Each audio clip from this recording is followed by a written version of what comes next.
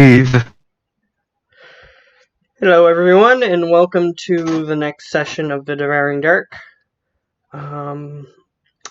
Last time, the group managed to travel a little bit, finding various things on their travels, including a very strange, and I also have a visual thing for it now. This is what it looked like. Huzzah. However, Geo can't even see it, so. Oh. Yes, I'm not there, so. Yes, I can see it. How interesting. The thing I can It's see. the little white thing that you guys encountered. Um, Well, they're adorableness. yes, I actually have a little The thing. thing I that couldn't Arosan is find. bringing back to the town. I legitimately Matt, you shouldn't be couldn't. telling people you have a little thing. You should not be telling people that. Well, I'm now rushing back up to my computer to see what it is. I literally If my didn't fans don't have fall it off with last it. week. I literally couldn't find it last week, so. No reason to run, Geo. I don't want you to trip So over something. here I am Knock finally. yourself out for a few more days. We don't need that. Just FYI, Oh, Geo, here I am. you What's still the- look like an empty chair, so. This is the Yeah. little thing. Something's screwing up with my internet. That was like magic. It was an empty chair, and then suddenly Geo was there smiling like a magazine. It's little and sparkly and white and fluffy. Fluff. Hooray. That was So we the... ran into a little Pegasus thing. Yeah, it had wings. I said that it had pearlescent wings. So yes. I want to kill it even more. So, yes, that is what it looks like. However, Arosan decided to split from the group and take that thing and the little child it had with it back to the Safety. Yeah, back to the main camp. And then I found out I actually brought in the enemy into the city. Also, it was strongly suggested that Arosan leave before it gets killed, because that seemed like the route it was going. Either way, the rest of you guys continue down into near the tundra, and you manage to recruit, at least tentatively, a weird purple dragon that didn't like you very much. However, it decided to join you after being forced to. So, I was gonna say, that's a stretch in saying it decided to join us. It was more like it was forced to join us. yes. Well, it decided it had no choice at that moment. So, it continued to go with you. However, you guys rested at the end of that day. And I think that is where we left off, unless I'm forgetting maybe something. So... That seems about right. Not to my knowledge. Alright, so, the main group is who we're going to be following for now. So, two of which are That's not what you here. get for splitting the party. Two of which are not here, but either way. So, what are you guys doing? You woke up, there's a purple dragon that is not very happy, sitting next to you with a Remoraz that he has resurrected. So what do you guys want to do? We keep going south towards the shoreline. Okay. Mm-hmm. You have approximately another day and a half's worth of journeying to get to the shoreline. So you guys are going to be walking through tundra for most of the rest of the next little while. Yeah. So Should we ride the dragon? Should we ride the dragon? Should we make it, carry us? I mean, we could force it to, but I think I lost you guys again. Oh, there we go. I would rather have it on somewhat friendly terms. I'm pretty sure it'll hate us. Yeah, probably. What about the Rimmeraz? What if we just ride the Rimmeraz? Could flip a coin if you want. I highly disadvised riding an angry dragon. Well, that's what I'm saying. We won't ride the dragon. We'll ride the Rimmeraz, which it resurrected as its servant. So it's our servant. before you flip a coin, I'll get you both to make either nature or history or some other check. Deception, acrobatics, though. Oh. Ah. 26 on a history. I'll be joining in a sec. Give me a sec. Well, you don't have to, you're not there. Smack it down. Alright. Tim. The You universe opened up. witness that even the dragon is avoiding getting too close to the Rimmeraz for some reason. Would that be because the Rimmeraz is... That's the, fire thing in its belly and all that, right? It digs through ice and it lives on tundras, but it does have heat aspect to it, yes. I do technically have fire resistance. Yes, but if you would have rolled a nature check, I would have been able to give you a bit more. But Well, after the history check, I guess I'll do nature. 24. alright, with a nature check, you realize that the Rimmeraz does fire damage to anything that ends its turn close enough to it. And the resistance only halves the damage, right? Yeah. Alright. Alrighty. Therefore, you do not ride the Rimmeraz. I would. I mean, I could pack it full of ice and just ride it. You could try. Nah, it's fine. We'll head up. Alright. You continue walking, and I need survival checks. Why survival checks? To And travel. I'm assuming I'm doing them because I'm familiar and have Yes, advantage. you still have advantage. You won't forever, but you still currently. Okay, I didn't hear that, but yeah. You won't forever. What if you just keep going back and forward? Here, we're another way. Not until we get familiar with the entire material plane. Yeah. Okay, so with a 20, you manage to go for the rest of the day pretty unhindered, though you do notice that there are some small skirmishes in the distance. I was skirmishes about what? Perhaps shadow creatures, but they're quite far away. You're just on a tundra, so you can see quite far away, but Okay. you can't really tell what they are. It's like over a mile away, so they're like little specks that you can tell that are clashing at each other. Yeah, I'll just let the dragon know. If it wants to, it can fly over and kill those things and come back. But if it doesn't want to, it doesn't have to. Perhaps you're going to allow me to go that far away? You're quite quick, aren't you?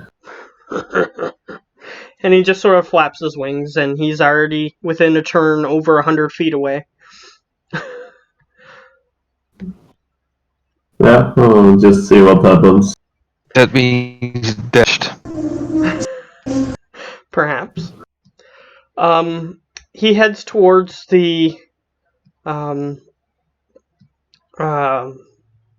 creatures that are skirmishing, and you see a billowing of purple energy emanating from the purple dragon. And you see that the motion mostly stops.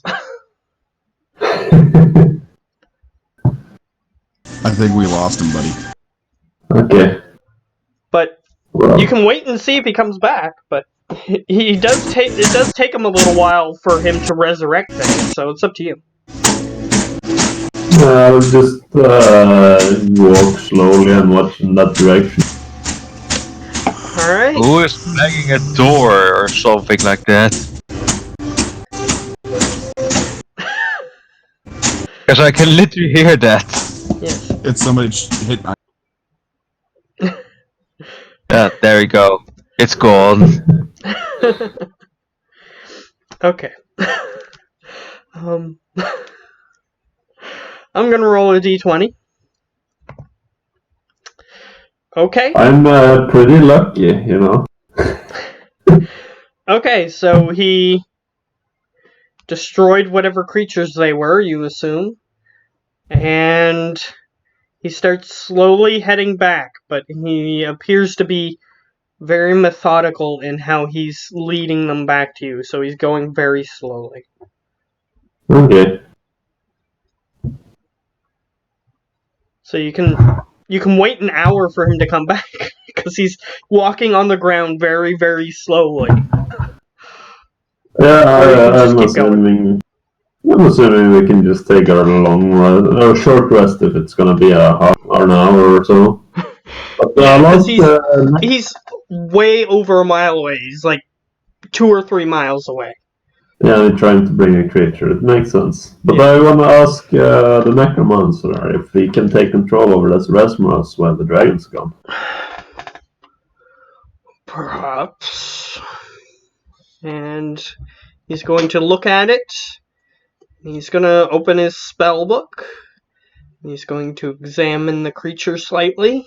It's not moving because its master isn't nearby and it hasn't told it to do anything. And this one is much more mechanical looking like operating than what most necromancers animate, which they used to. They're usually more bestial type creatures. They react in a very fight or flight sort of actionary thing, and they usually fight because they never see any reason to run away other than clerics forcing them to. So, he'll try to do something. No. So he goes, it's not working. What's going on? Perhaps Lucius could help you or try the spell. Basically, he's trying to wrest control of the Rimmeraz from the dragon, because Howler asked him to do it. Would that be something you could do, Lucius? Well, let's make an Arcana roll and see. 20. If you had the proper spell to animate it in the first place, then you would be able to do it.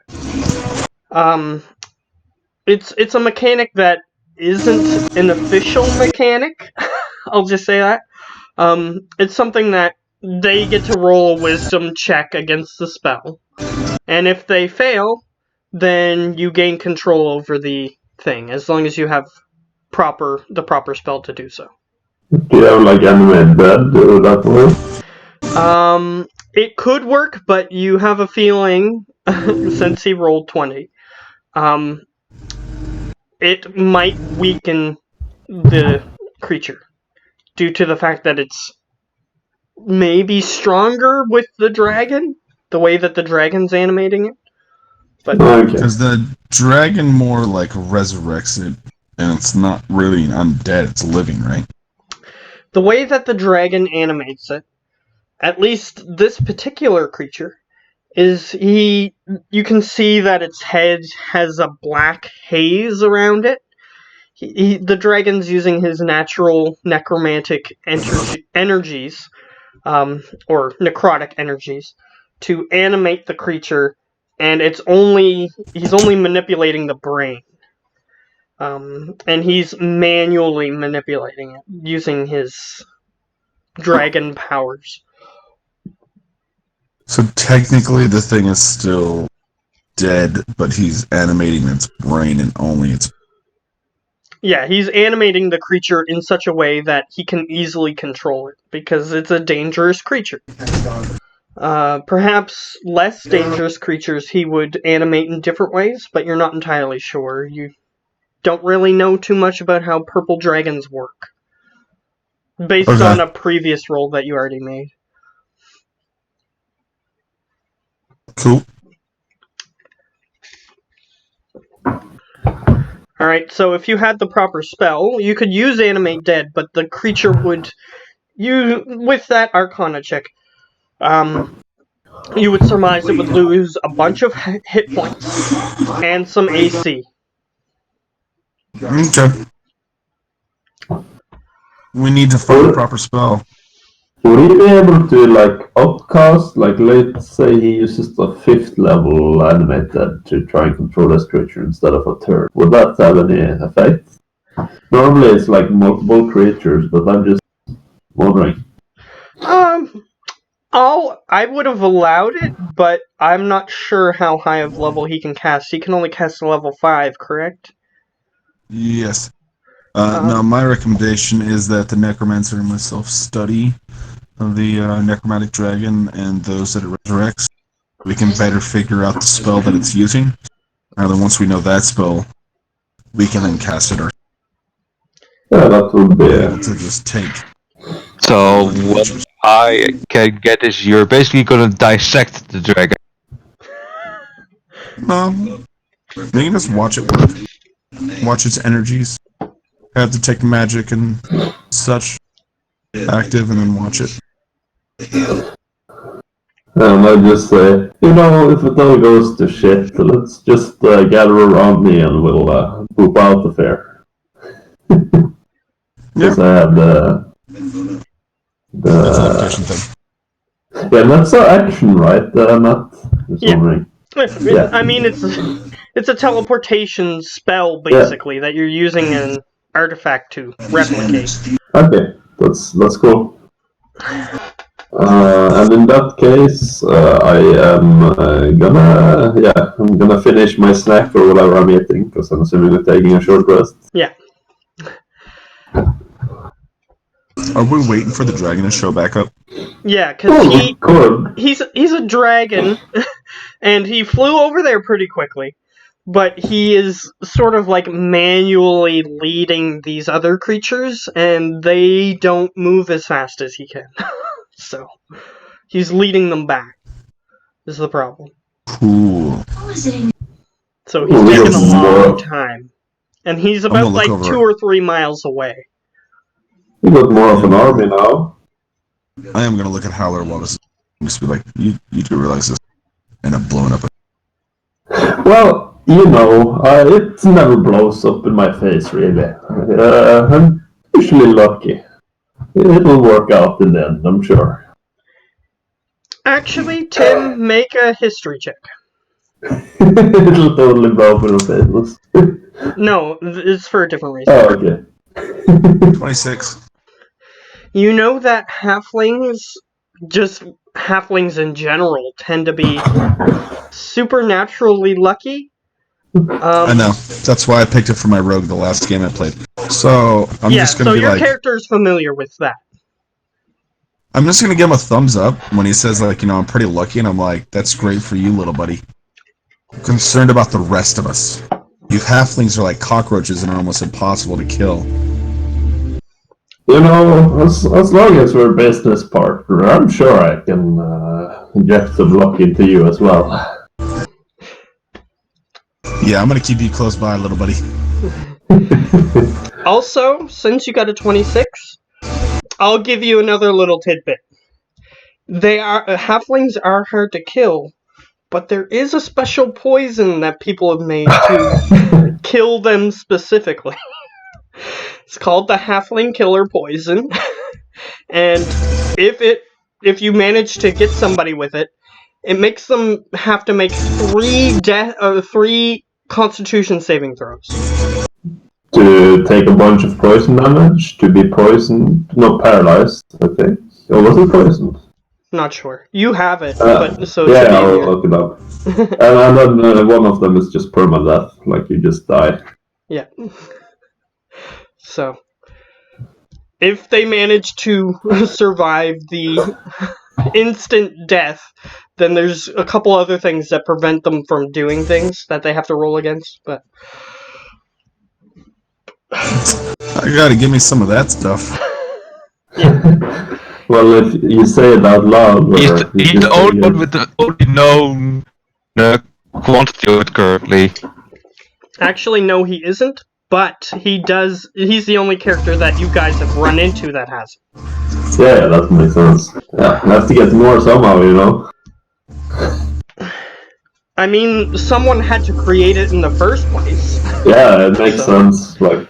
It is existent in the world. But it's very expensive. It's in the platinums worth of expensive. And it's... Are you serious? Yeah. Seriously, Matt? Like, that's a problem for 2 of us anymore? Well, in the world's perspective, yes, that is a problem that people would have to overcome. But not us. Yes, well. We got like a American Express black card, okay? No limit, just buying islands, just... No, you have a Batman's black card from that movie. That's even better.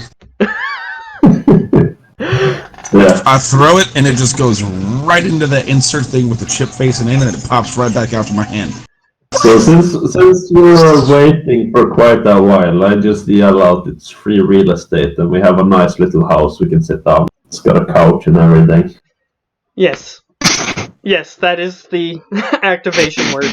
Because I let him choose. So he has it. You've never actually used this before, I don't think. Not with people or with the party. Either way, it's basically a log cabin. Just appears out of his hand. And inside there's like a bear, there's like the rug of a bear, and there's like a small fireplace lit up, and there's like comfy chairs all around. So I'm gonna wait till we're inside. So you say and the we rug have, like, of a bear. So that would be... So you say the rug of a bear, that would mean that you literally stole a rug from a bear. No. He means a bearskin rug. Yeah. Okay. So Owned by a bear previously. after we get inside and we like have coffee or tea or whatever the hot drink is, and we're like sipping, I'm gonna wait like 1 minute or 2 minutes, and then I'm just gonna look Kyler dead in the eyes and go, you know there's an instant fortress, right? Not just a log cabin, and then like drink some more. You know, log cabins are more my thing. They're much more cozy, and I take a sip of my tea. Not to mention, this is the only instant building he has. So... No, we don't mention that. Just saying, we might want to look into one of the fortresses. Yes. I mean, this is cozy, but it will not stop, an invasion of creatures. Well, you know, I have ways of handling that. I'll just mention that you do know it's a magical building, so it is more resistant than a natural wood building. But no, I get that, but it it's is still easier to break than a magical fortress, which is... Yeah. Exactly, it's like, cool, so log cabin, adamantium tower. I think I like the adamantium tower. But it's still, it has a decent amount of siege hit points, so it's still safer than sitting out in the wilderness with no protection. Well, you do have a point, You can have Lucius. 2 thumbs up. 2 thumbs up. Huh? I heard my You, thumbs up. you make a few good points. However, when I go outside. Do you just say however and then slurp on your tea? Yes, that's what he did. And then leave. However, I'm gonna cast a mage hand and have the mage hand like just tilt the cup a little bit more. I'll get you to make either. You can choose. Though I have a feeling I know what you're going to choose. You can make a dexterity saving throw or a constitution saving throw.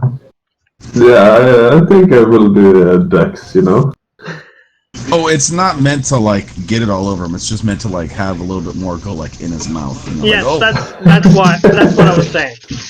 So, Yeah, I don't make your DC, so it just... DC 17. yeah. Yeah. So he didn't manage to get it away from his face. Is what I was trying to do. I'm sorry, little buddy. What were you saying? Oh, I was saying I was looking for another cup of tea. This one fell over. The mage hand will go grab another and bring it over to you. Ah, this is much better. I should learn one of these. Now, here's what I'm going to say. Since you guys are drinking tea in this house, I was going to say it's only basically furnished, but I'll say that it has a small stash of tea left behind by whoever the previous owner was. Okay. Hey, I also could just have tea on me. I'm kind of thinking my character is slightly a British but tiefling. I'll just give you this one. It's a small crate, approximately 5 inches by 10 inches, and its height is about 2 or 3 inches. It's just a little container. Would you like some Earl Grey, sir? Well, that would be wonderful. Just let me prepared. And then I'll cast a spell for the like servant thing and have it just start preparing it. Oh, you have unseen servant? Hold on, I think so. It's should be a ritual, right? So it might take you 10 minutes, even if you haven't prepared it. Well, what I'm saying is, does he actually have the spell?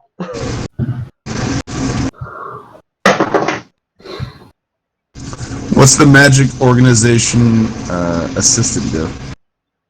Magic organization assistant? I don't think you told me about. Is it like a desk or something? Oh, it's the desk. The desk. Oh, yes. That is, it's basically a magical desk that appears in front of you, so that way you can place things on it if you don't have a space to place them. Okay, so then the abomination is going to go over and he's going to start making the tea. Okay, that's fine. With his very large slotty hands, but he's being very delicate with everything. Yeah, and he has very long claws attached to those. So he's being very careful. This is just like a lady with the super long nails doing a whole bunch of shit, okay? It's the exact same thing. He just... Oh, and by the way, Lucius, since we're here and having such a nice time, and I flip up a sending stone. This sending stone, I don't know who it goes to. We found it in the plane of air. I have no idea where the other end is. But I'm just gonna say, hey, it's been a while. I kinda missed you. How are things? First let me take a look at it with Arcana. No, I already sent that through the sending. I have no idea where it's going. Do I get a response? You're not sure. I also am doing an Arcana. Because you're waiting. I got a 21. This is the type of stone that receives input. Like no, it's sent.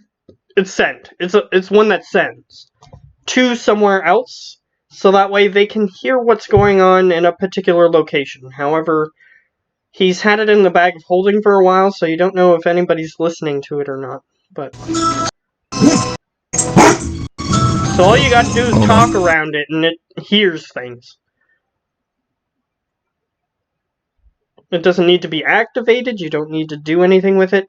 It's just constantly sending messages whenever it can to the receiver, which is who knows where. I'm gonna take it. I'm gonna look at it. I'm gonna tell him about like this just sends messages. It doesn't receive anything, and then I'm gonna toss it into a little box and close it and be like, yeah, we don't need to head out. Like, we don't know who's on the other end of that. That's a good point. However, I can probably figure out, and I draw from my belt the pyramid. So you made sure to go back and get that? Yeah, of course. I let the teacher have it for me, so I assumed I would pick it back. After... Give me a second, guys. I'm gonna be back in a minute. Okay. So I would have assumed, because Howler is a hoarder. If he's gonna let the artifact like that get away, it's not happening. I do remember you talking to the Sphinx, but I don't remember what the result of that was. Like when you got back during your month. Yeah, basically, I think I kind of wanted him to like set up the base in the Sphinx Temple to see if we could like have a teleportation back and forth and like maybe fortify it, that sort of stuff. Okay, yeah, I remember that now. Okay, he would have left it at the camp because where he's going isn't safe, and it would be not a good thing to lose it again. So. And I am officially its guardian, you know. I just. You can say that. The Sphinx would have never agreed to that. Yes, but I can say it. That's the point. Yes, you can say it. So yeah, that's probably what I would have. What's going on? What's happening? Yeah, I'm putting up a pyramid. Yeah, he takes out a thing that looks like it looks like it's made of obsidian, I think, if I remember correctly. Oh my god. Yeah. It looks like an obsidian pyramid-shaped artifact that he just draws out of his bag. Some people. I'm crying. And I asked, it's my high-tech pocket watch. It tells me the time and everything else I want to know. Can I cast insight into his lies as well as Arcana on the device? Sure. First, we'll start with insight. Actually, I'm not lying. I'm just not telling everything. So I'd say it's a persuasion. Let's see. It's a high-tech which ticks, and at a certain moment something will happen to it. And you, and everyone around it. Yeah, unfortunately, you don't trust him in general, but he seems to be honest in this moment, or at least as honest as you've seen him before. Which makes me more suspect. Okay, so you roll an Arcana, which tells you that the runes are much more complicated than something that just tells the time. Although he did say that it does more than that, but it's much, much more complicated than something that would just tell time. Just specifying the words and everything else I'd like to. So with the 28, it doesn't give me any more information than that, like more of like what it necessarily could be doing. It's very complicated. It's very complex. The runes on it are... It has divination runes on it.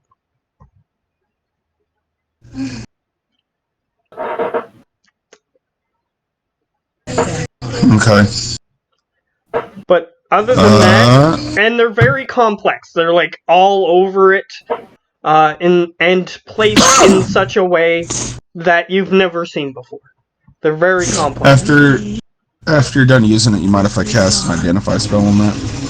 Oh, you could, but first, and I asked the pyramid, who's listening on the other side of this sending stone over there? Start here.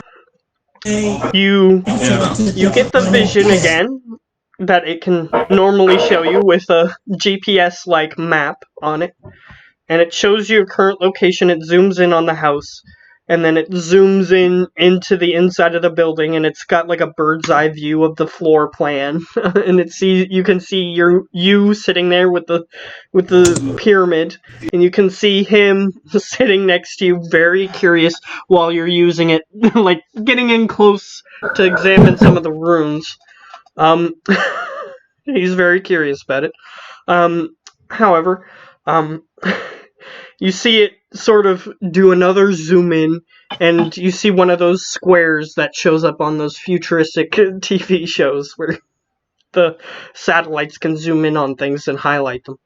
And it seems to examine it, and you see like a little tendril of magic emanating from it, and it begins following this little tendril, and it goes off into space, and it continues following it for a while, and then it just sort of lets you back into your normal vision, and it just sort of gives you a ... question mark in your vision. Okay. Well, it seems to not be on this plane, I tell Lucius, and then I asked, or can it hear anything in the bag of holding? Or should it be good there? It examines it, and it gives you a question mark, indicating that it's not sure what you mean. Oh, okay. Well, if the orb can listen to what we're saying, or if we have to, or if it wouldn't hear us if it's in the bag of holding. Okay. So, there were two possible answers it could have given you. So now that you've specified a little more, it says it cannot hear anything outside the bag. Okay, so I put it back in the bag, the sending stone. And then Technically, the bag is a different plane of existence, so it can't hear anything outside. Yeah, that makes sense. I just wanted to double check that it's not some magic wombo jumbo. So we will just see. However, it does warn you that it can hear things inside the bag and send that information still. Oh, I don't want that, and I take it back up. How do I break it? No. We just stick it in a soundproof box. Okay, I'll give it to you. So you have the sending stone now. I will remove it from my inventory. He just has it labeled as sending stone, which No, I have technically it has multiple meanings, but in this I have case it it's just a labeled. sending thing. I have it labeled as sending stone for bad guy, just so you're aware. Okay. Is that accurate? Probably. As far as he is aware, yes. Yes. Well, And then I will. Okay, sorry. Oh no, I was just gonna say, okay. Like right now, where did you what information did you get when you tried to peer into where it was sending?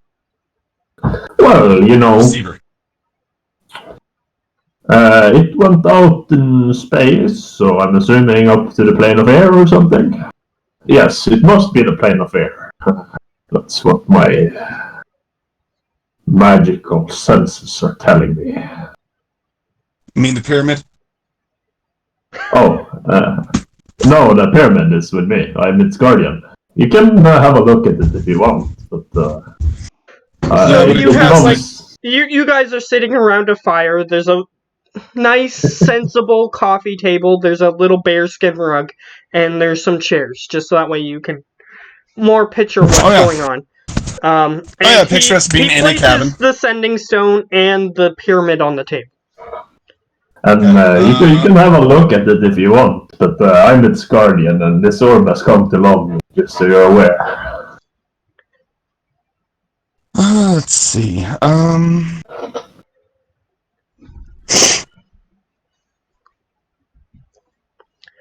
And I have no preference on what species of bear it is.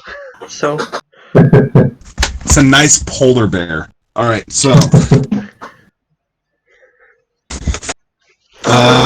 I will cast Identify on the pyramid. alright. And you do so. I was just hoping that you would roll up the Identify spell for me there. 1 second. I can do that for you, Matt. Well, before you do you have Dispel Magic? Can you remove things?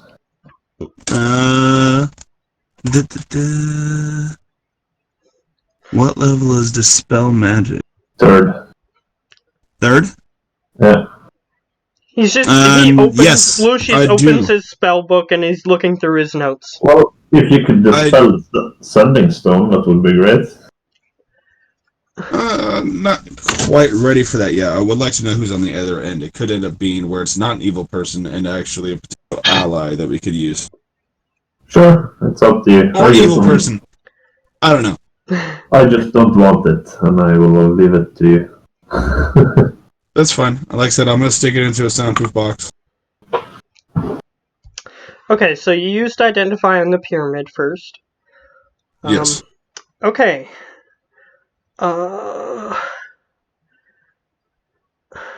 The pyramid does not require attunement. You get that information.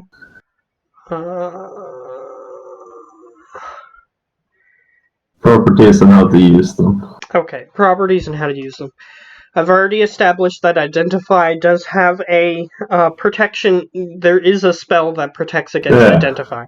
So, you get a very poetic type phrase saying, for the acquirer of knowledge, the obtainer of knowledge.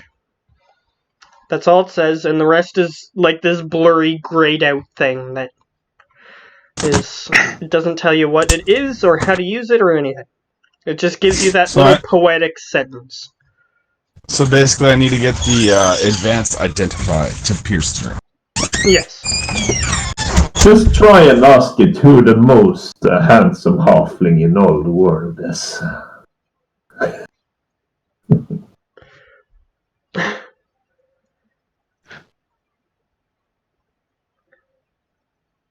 I don't hear anything.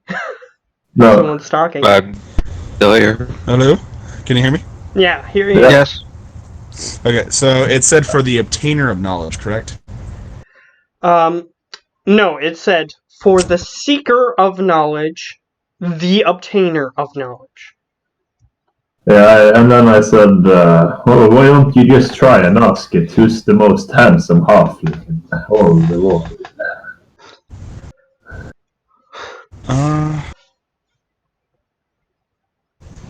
How does the necromantic dragon, or necro dragon's magic work when resurrecting? It looks at you, or you sense that you are being watched very heavily.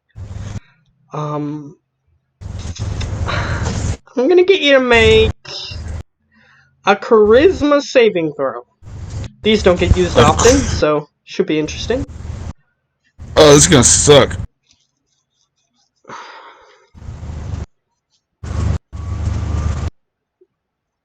$20! Holy shit! Okay. You sense that something was looking at you, attempting to find out some information. You just sort of sense this. However, you also sense that it didn't succeed in finding what it was looking for. As part of what it was trying to do, you get to sense that it failed. So it says, are you trustworthy? And you just see these words, like, as if it's being typed by a typewriter in your vision. The words appear on your vision. Well, of course I am! Would you be willing to take a test? I love tests. Okay, so it says, take out whatever is in your left pocket. Okay. What is in your left pocket? Hold on a second. A rubber duck, and that's it.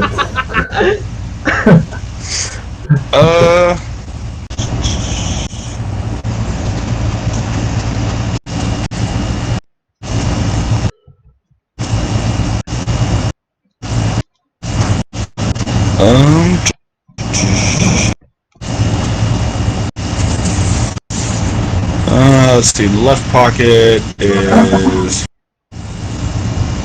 probably going to be some of the ball bearings that I use for the Animate object or Yeah. Yeah. Yeah, when I do animate object. Okay. You sense this examination again. This weird magical examination of you. And it says, you just see HMMM ... on your vision. And then it says, now the right.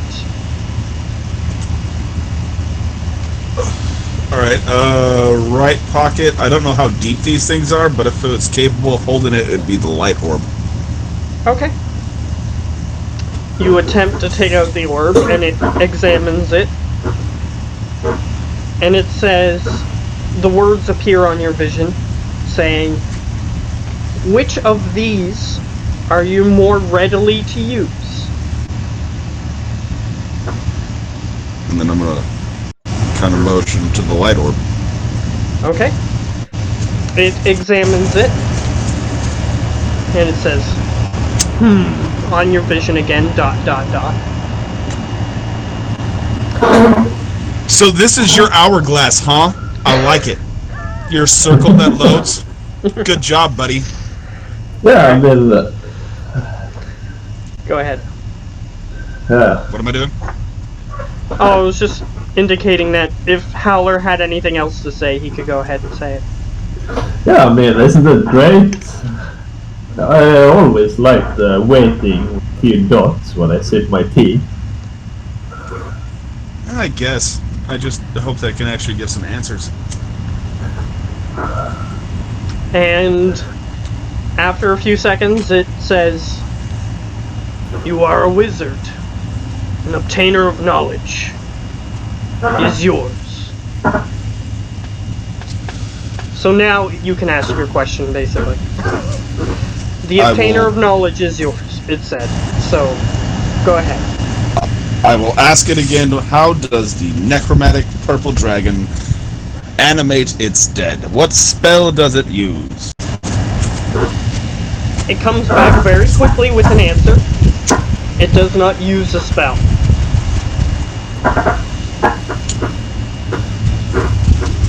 Can a spell be used in a similar fashion? It pauses, and then it very slowly types out, perhaps. Can you start computing that spell? It very quickly comes back with the answer, no. Is the necromancer close to being able to crack that puzzle? It very quickly comes back with the answer, no. If the necromancer and myself were to work on this, would we be able to crack the spell needed? And it very slowly types, perhaps, and then it continues, if you become stronger. Okay, hold on a second, I'm getting a call from Lonnie. Indicating if you... Oh, he's gone. Yeah. But it's basically indicating if he can get to such a level where he can create custom spells, or the custom spell, he could do so. Okay, I'm back. Alright, so if I get a custom... What level do I get custom spells? I have to check in the book. I think it might be level 20, but I'm not sure. I'll double check. it's not really custom spells. I mean, at level 20, you can have a third level spell as a signature spell that you can just have for free. Like, there's not really any point where you make custom spells. I'm pretty sure there is one, but I'll double check. Not by the book, but yeah, I do like custom spells, so... It's the Wish, though. Wish is a 9th level spell that you get at 17 if you pay it. Wish can be like anything. Double-sided. Yes, that's true too, but... It's only really a spell that lets you custom.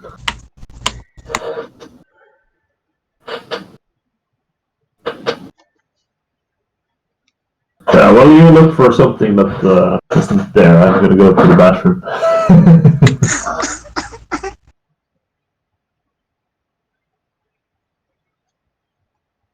Yeah. You look very serious, Gio. I want you to know that.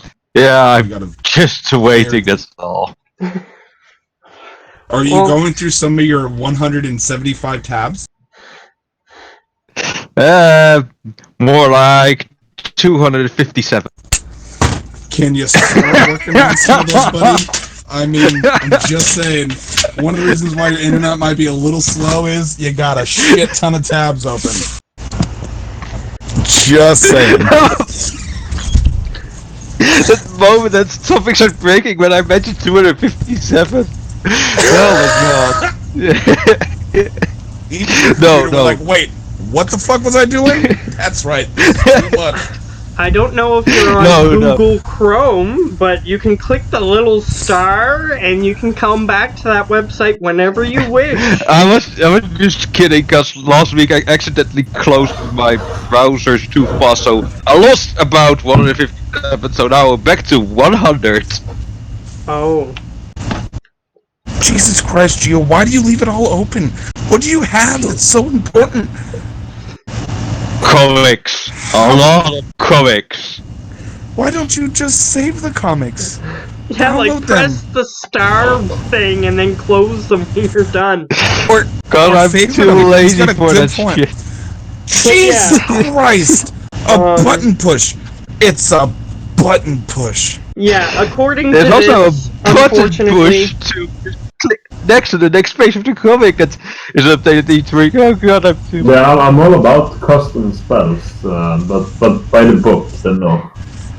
Yeah.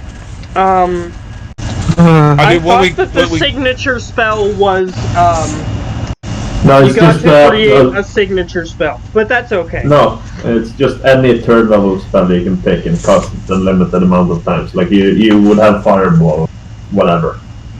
We could do like 3.5 where basically at any point if you want to start trying to custom make spells you can. It's just you have to make Arcana rolls during your research, and if you fuck up, the spell don't go right and bad things are going to happen to you. Yeah, I mean, when I played Adventures League, one of the DMs there, when I was trying to copy spells, because we were riding in a bumpy cart, I made Arcana rolls, and I managed to write down Disguise Elf in my book instead of Disguise Self. Whenever I tried to cast just the random nearest elf were disguised. Nice. Dropping that one letter really fucking mattered. Yeah. Okay, so here's what I'll say. You can make custom spells, but they have to be of the appropriate levels that you have, and if I deem them not worthy of those levels, then it won't work.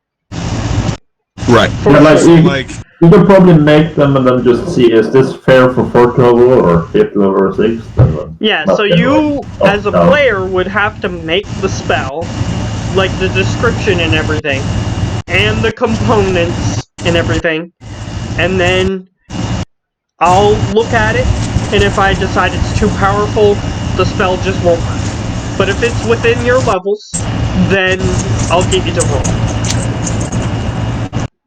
Okay, so I'll As in, you can't make a level 9 spell yet. No, I get that makes that. sense. But can I aid the necromancer in the research? Like, you know, I'm dealing with the like lower end magic of it. You know, like the first 5 levels. Because how I always figured magic worked was you're like as the levels are going up, you're basically using the complexities of the first level spells, which you've now mastered, into how the second level spells work, and so on and so forth, which is why, as you get higher up, the magic is so powerful. Mm-hmm. So, like, would I be able to help him on, like, the first 5 layers, and as I get more powerful and more spells, like, to 6 level spots, I could help him with that? So, like, because I'm pretty sure the Resurrection, like, Necro Dragon thing is going to be at least a 6th or 7th level spell. Like, that's pretty powerful. Yeah. So, you can try. I mean, wizards take apprentices for a reason. Okay. So, they teach them, but not only do they teach them, they do hope that they surpass them. Usually. The Necromancer probably not, but most wizards probably hope that their students surpass them. So, you can try. Okay. So, alright. So basically the information that you get from the weird pyramid thing, it's still accurate. You can't make the spell by yourself. It would be more powerful. It would need more power. But, the you can Necromancer try to might be able help to someone figure it who's more powerful than you. It didn't say anything about that. But, Yeah. as is, the Necromancer is nowhere near close to doing what you want him to, what you want this spell to do. Okay. That's good to know.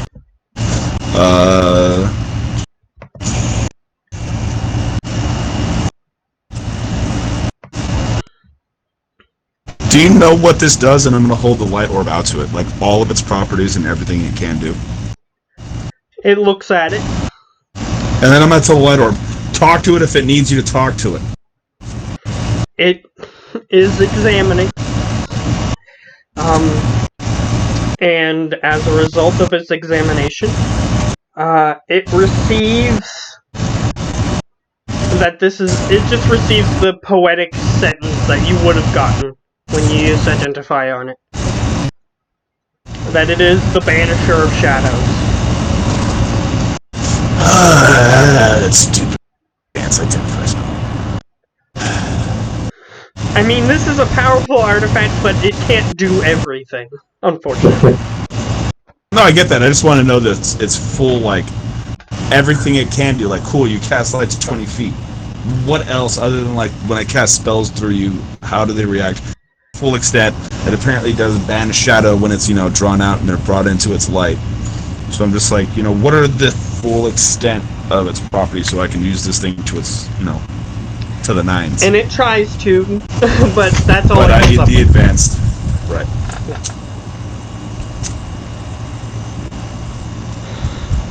There is a particular spell that can do that. However, this particular artifact can only use the regular Identify on things by itself.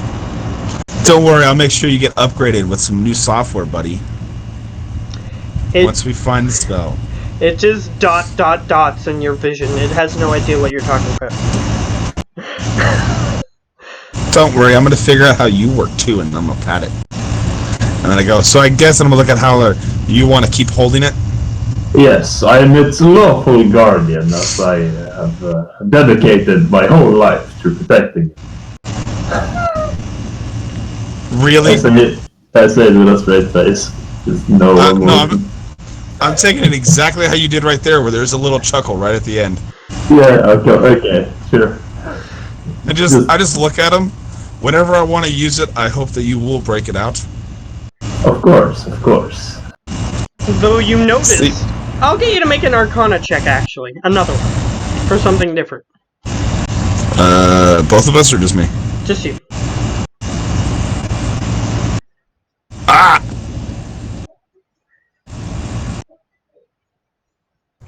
27.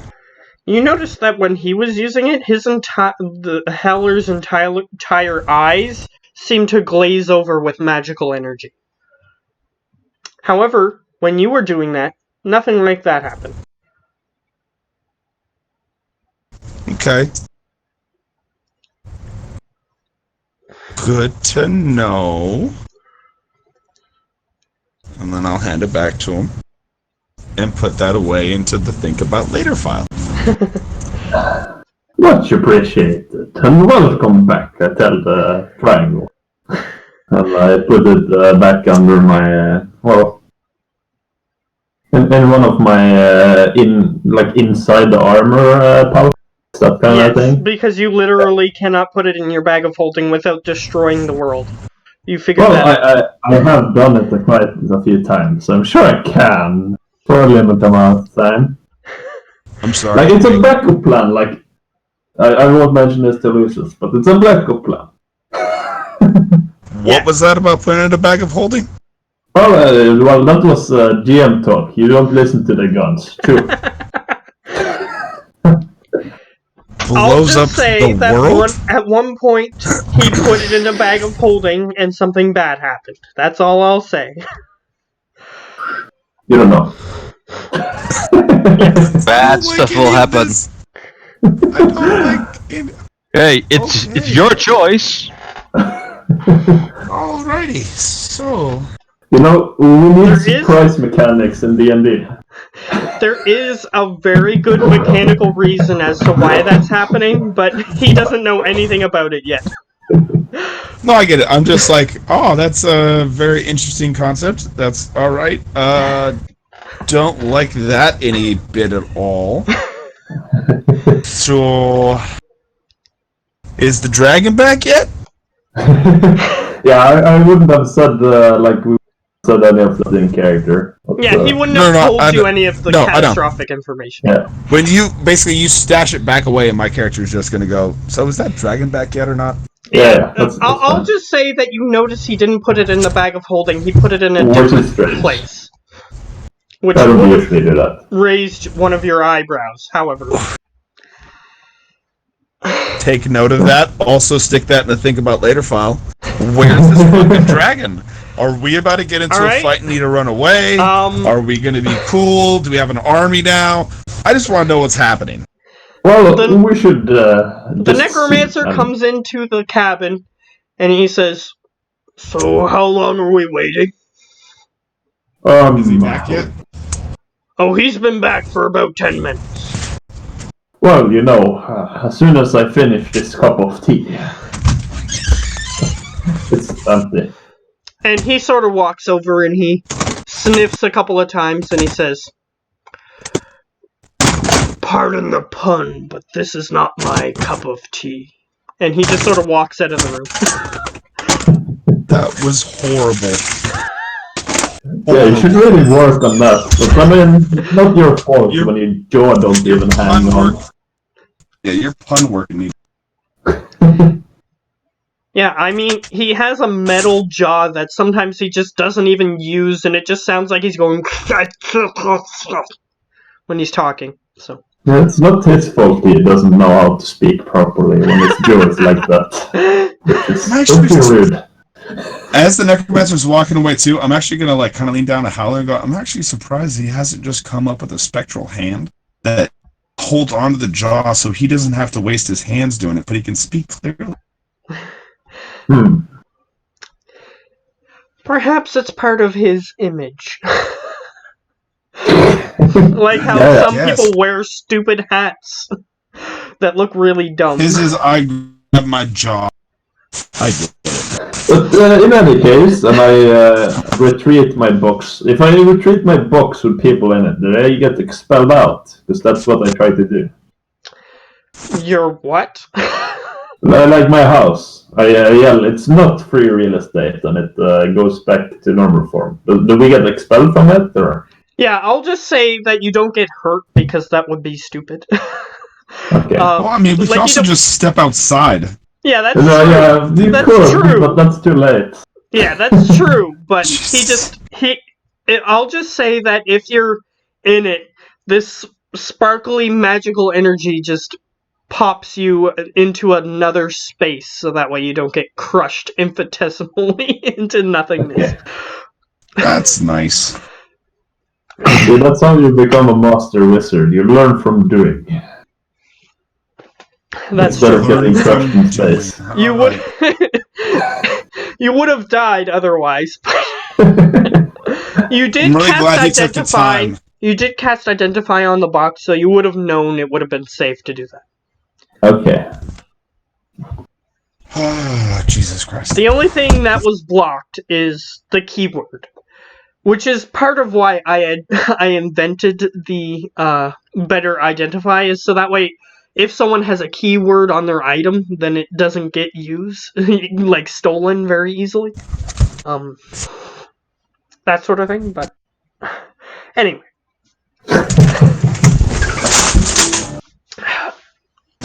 So yeah, the dragon's just sort of sitting there, and it looks like it's just about to fall asleep. But you do notice that it has what looks like 2 new humanoid creatures next to it. Okay. Well, actually, before we move on, because we should be about a day away from the people now, right? That's right. Approximately, yeah. So I asked the pyramid where the crew is, and if they will match up with our speed. Alright, I'll get Lucius to make an Arcana check. Again. 1 sec.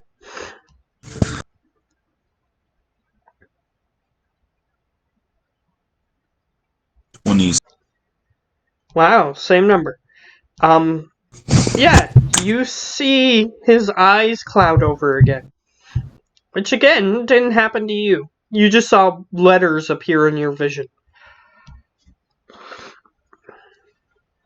Maybe I might have that's the smoked same. something. Can I surmise with the 2 rolls that he failed charisma? You sort of cut out there. What did you say?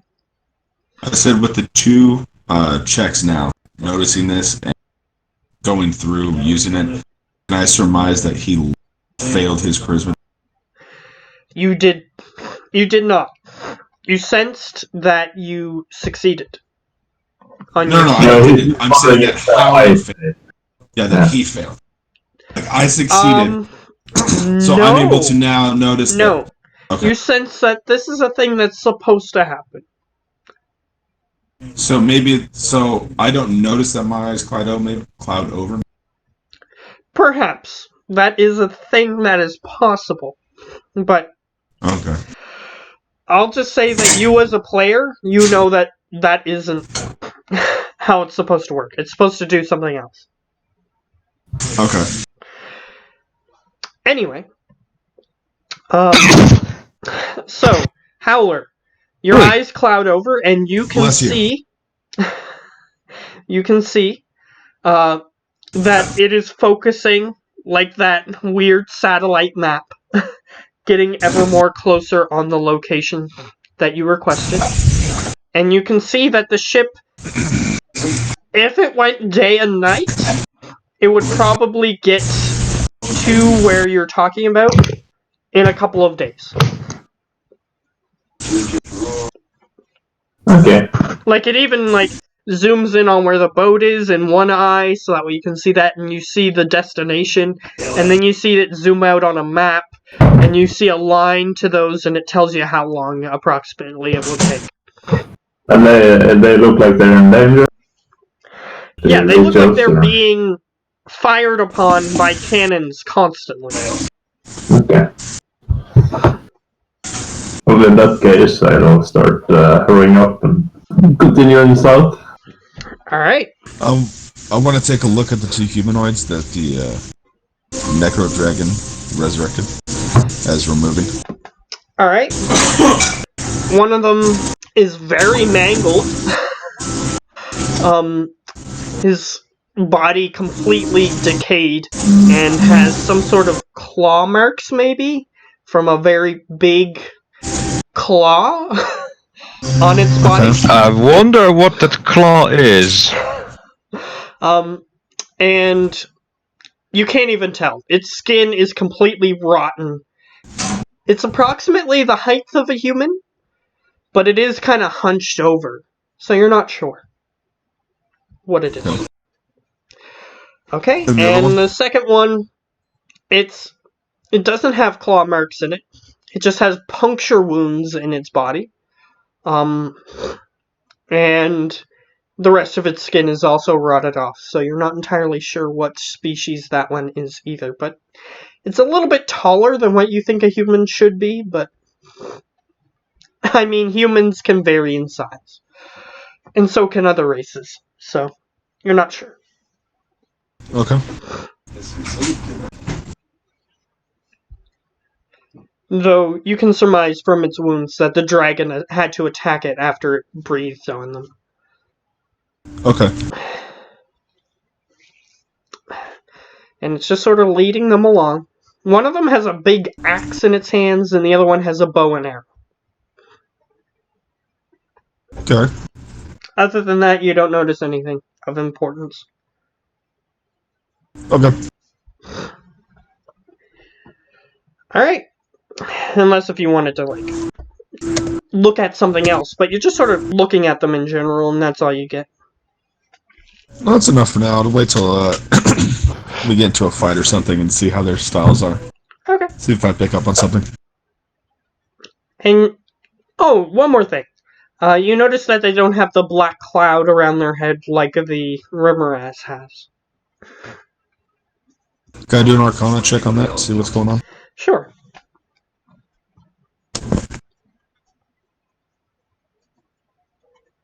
Ah, 16. Even though it's an Arcana check, I'll give you something a little more. You sense that the dragon doesn't feel as threatened by these smaller things as it does by the Remoraz. Therefore, it is more giving them more freedom than the Remoraz has. So it's animating more of percentage of their body than the Remoraz. Okay, more of like their personalities and skills. Yes. Okay. Because you have a feeling if the Remoraz were to somehow get free of its control, it might kill him. So it has a chance, a higher chance than, say, a single warrior or a single bowman. Yeah. Okay. Good info. So, yes, you assume it's animated differently, which is what the Arcana check would have given you. I'm gonna ask I'm gonna ask Howler to ask the little computer if that's a different spell than the Rimraz, and if we can cast that spell. I asked Perman that. I asked the Perman that if it knows about this undead thing Lucius is wondering about. Alright. It sort of examines them both, and it says that, yes, indeed, there are two different spells being used. Or two different methods, I'll say. Because technically the dragon isn't casting spells when it does this.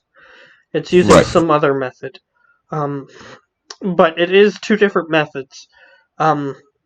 And from what the pyramid can surmise, the way that it is animating the two humanoids is much more rudimentary than the bigger thing. Okay. So study those, and then we can study the bigger thing. Perhaps. And if we can get even more sizes in between, like a cell signal, we can boop, get to the top. Skip. Doop. But the reason the necromancers never thought to study a purple dragon is because he thought that the purple dragon would be more trouble to capture than what this is. So. Not when you got a halfling with some contracts. Yeah, apparently. Yeah, would have. That's all it takes. Would have taken too much resources for him to try to investigate that. So, anyway, I'll get another survival check for the rest of the day. Yeah, sure. Survival 12. All right. This time, something is going to happen. So, as you guys are walking, even though Howler's walked this way before, and not all that long ago either, Howler, you notice what looks like a weird, perhaps temporary shelter, just sort of sitting in the middle of the ice that's in the way of the direction that you're going. A temple? Temporary shelter. Oh, temporary shelter. Oh, okay, sure. Yeah, I guess we should go and investigate. If I was Lucius, I wants to do it. If I should just check it out, or we should all go, or... Sorry, what was happening? Do you want to let me just check out the shelter, or should we all just head over, or... It looks like a temporary shelter has been built on the ice in front of you. You and the abomination go up. I will cover you guys from a slight distance, and I'll pull out my lightning wand and my fireball wand. Okay. I will then start, of course. Alright. Move towards the shelter. Now, here's where the key choice is going to be. Should the abomination stealth with him, or is the abomination going to go in a different direction? I'm leaving this abomination behind. How fast is it? Sorry, I popped out of D20 for a second. How fast It can is the fly. abomination? It can fly at 30, and it 5:30. can walk at 30. Okay, so I'm figuring on it. So I'm leaving it behind. I don't want to go near dynamite. I'm gonna have it flying. Okay. And unfortunately, since there is nothing in the sky to hide behind, it can't stealth even if it wanted to. So, there are certain situations where there will be things in the sky for it to hide behind, but not in this instance. No, it makes sense. So, you begin approaching, and I'll say that Howler gets there first because he has, he has rogue movement, so he can move faster. So, you approach the temporary shelter. You're surprised that you even noticed it, because it's made of some sort of white substance, and against the ice and snow, it's very camouflaged. However, for some reason, the front of it is open. It looks like, what are those things called? A teepee, I guess, is the closest thing I can think of. Native American sort of tent that is triangular in shape. Yes, TP. So, So instead of going in the front entrance, I want to go to the back side of this igloo-looking thing, and I want to cut my way in. okay, sure. I'll just say that you saw from the front, at least from what you saw, you didn't see anything inside, but it is slightly bigger than a regular teepee, so you didn't see the entire interior when you were looking in, but you walk up to the back. How should I do this? I'll get you to make a sleight of hand check when you're cutting. 31. Okay, fine. You cut through, and you're trying to make the least amount of noise possible as you do so.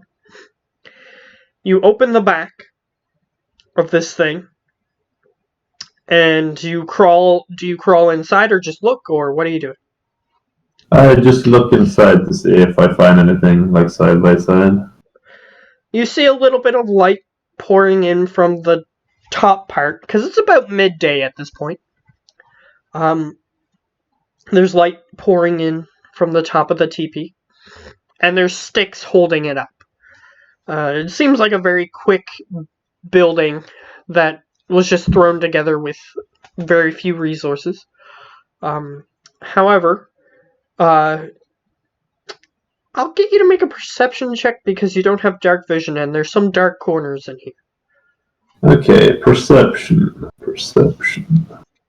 If you had dark vision, you wouldn't have to do this. 19. Okay. You sort of stick your head in and look both ways. You see something white, perhaps, but it's dark, so it's hard to tell. Like I said, if you had dark vision, I would have just gave this to you. But, you sort of look in that corner and you see something perhaps moving slightly in the darkness, but perhaps whitish in color.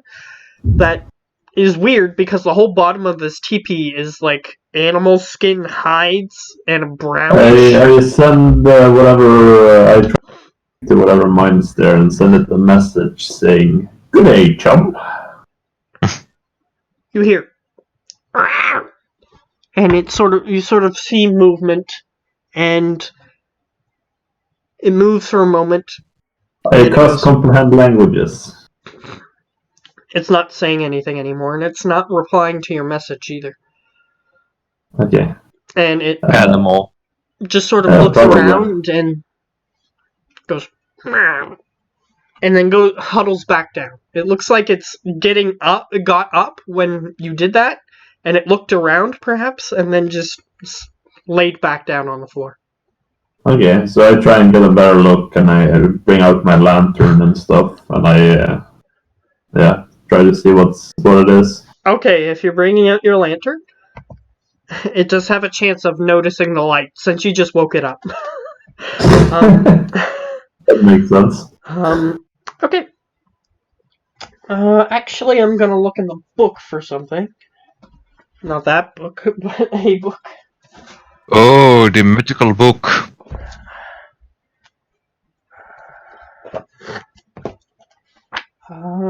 Okay.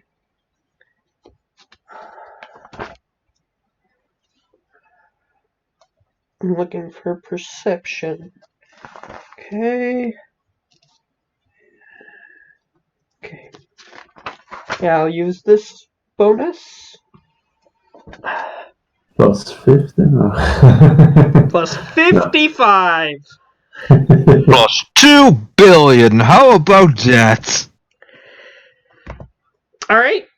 It as you shine the light in its direction, it does seem to slightly get disturbed by it, but it just sort of goes back to sleep. And you look at it. It's a little furry creature. It looks kind of like a small ape with a feline face, just sort of laying on the floor. An ape with a feline face. I look around. Is there anything else there? Is there like a sign of other people have staying here, or is this monkey alone? You look around the interior. You see evidence of other things being here, such as like in one of the dark spaces that you didn't see. There's what appears to be a stripped carcass of some sort of beast. Just sort of sitting in the corner. It's mostly bones at this point. It has a little bit of meat left on the bones. And you see the meat sort of just hanging at another section of the tent. Yeah.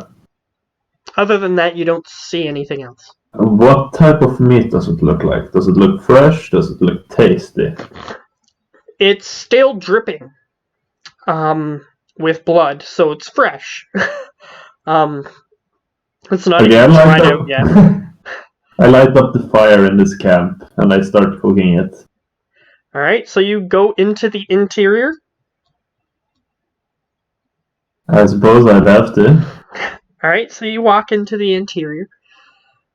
And it's a pretty big hunk of meat. It's perhaps giant elk sized.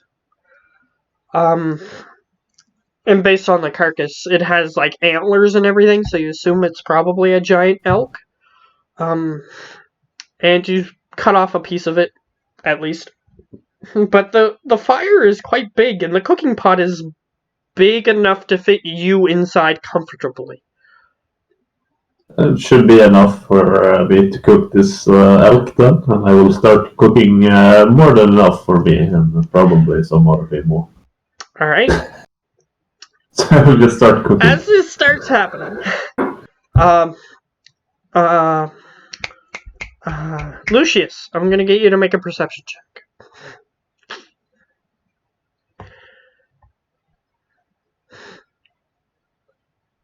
I don't know if he's there. Lucius. Oh, he rolled. Okay. You see, we looks don't like... hear you, then. Yeah, we don't hear you, but... Maybe he's talking to somebody. No, he's not. So... I don't know. I'm still here.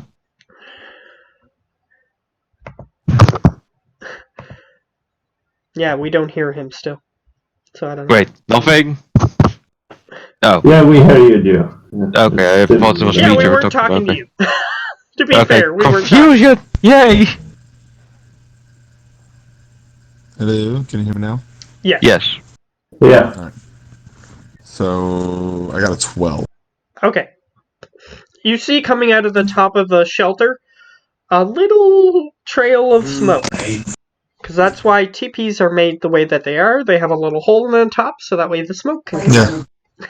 Right. So you see a little smoke trail coming out of the teepee. You see your abomination flying over it, but it isn't doing anything.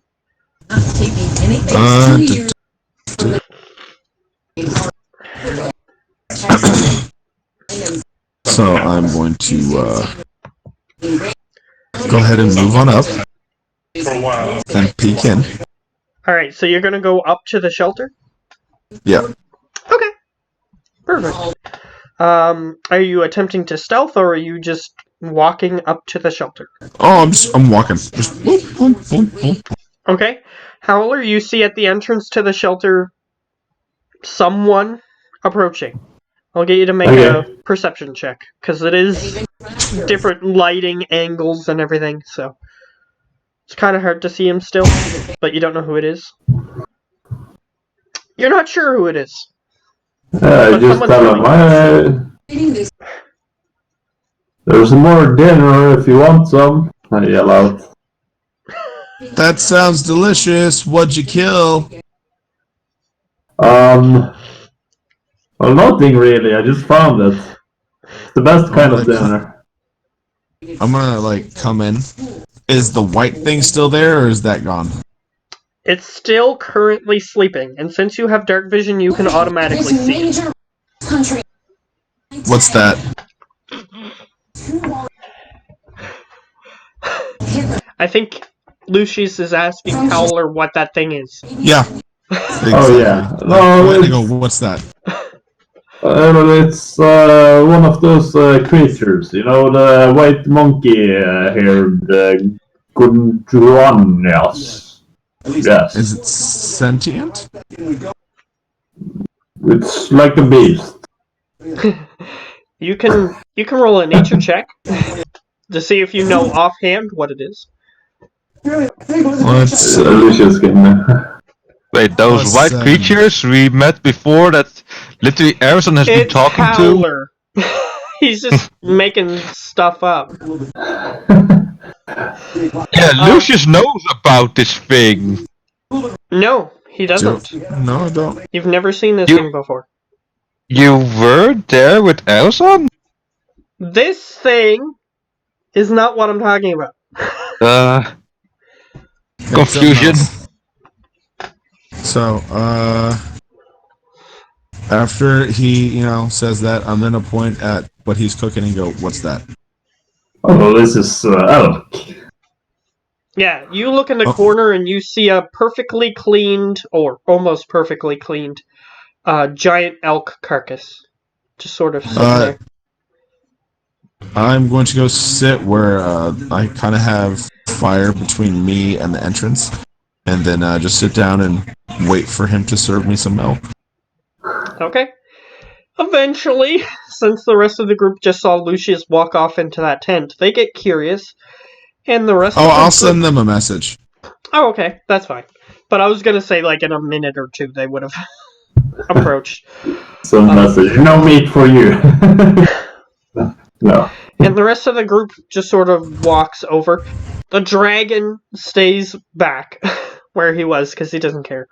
The necromancer does come though. And he comes in to sit.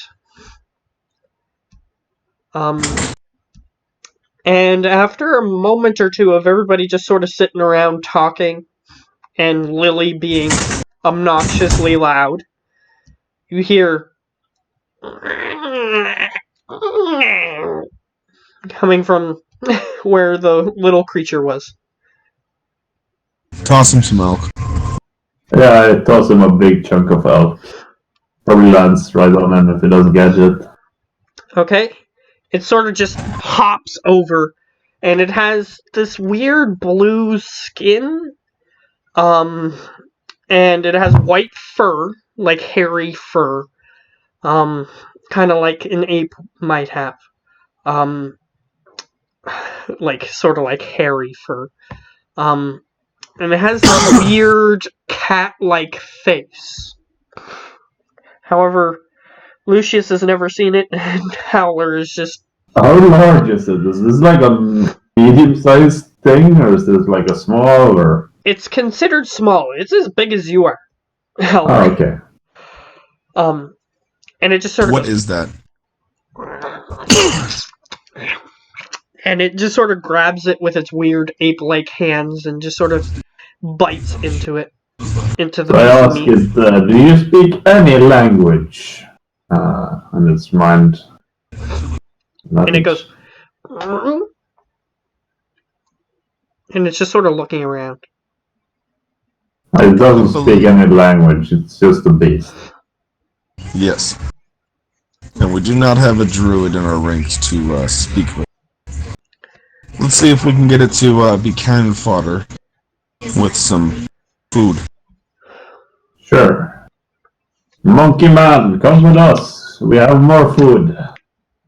And I kind of point at the tent outside that we're going.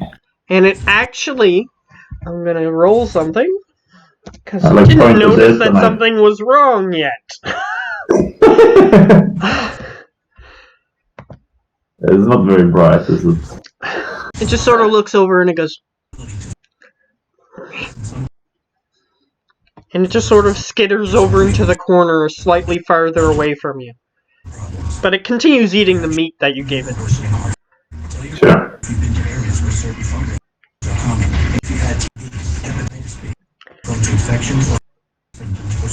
We might want to wait till it's done eating. Yeah, sure. And I will just keep finishing my food. And I'm gonna roll for something else. If the owners come back. Perfect. I'll get you both to make perception checks. Perception checks. Oh yeah, sorry, the first one. 18. Not performance, goddammit. I didn't say anything. 14. Just gonna check something. Okay. Perfect. Very perfect. Even more perfect.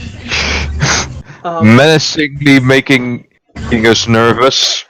Alright. So 18 was the highest? Okay, great. Howler, you hear.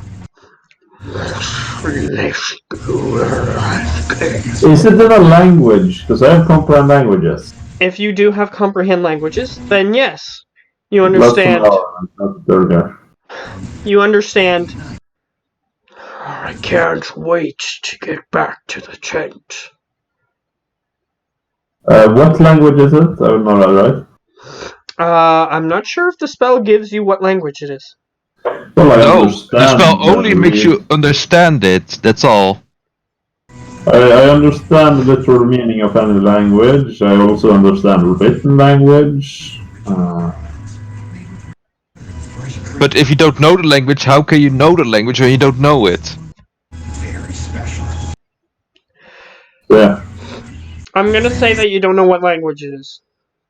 sure. Based on what's written in the spell. You can understand what they're saying, but you don't... Well, know what Then I language will they're send speaking. a message to whatever this creature is, because I'm assuming it's within messenger range, and I'm just gonna say, "Come on in. We already start cooking the elk." You hear, and then you hear, "Where are you?" in your Can head. I look through my abomination's eyes? Yes. So it is at this point that you are flying over the tent, and you see something. Let me just check.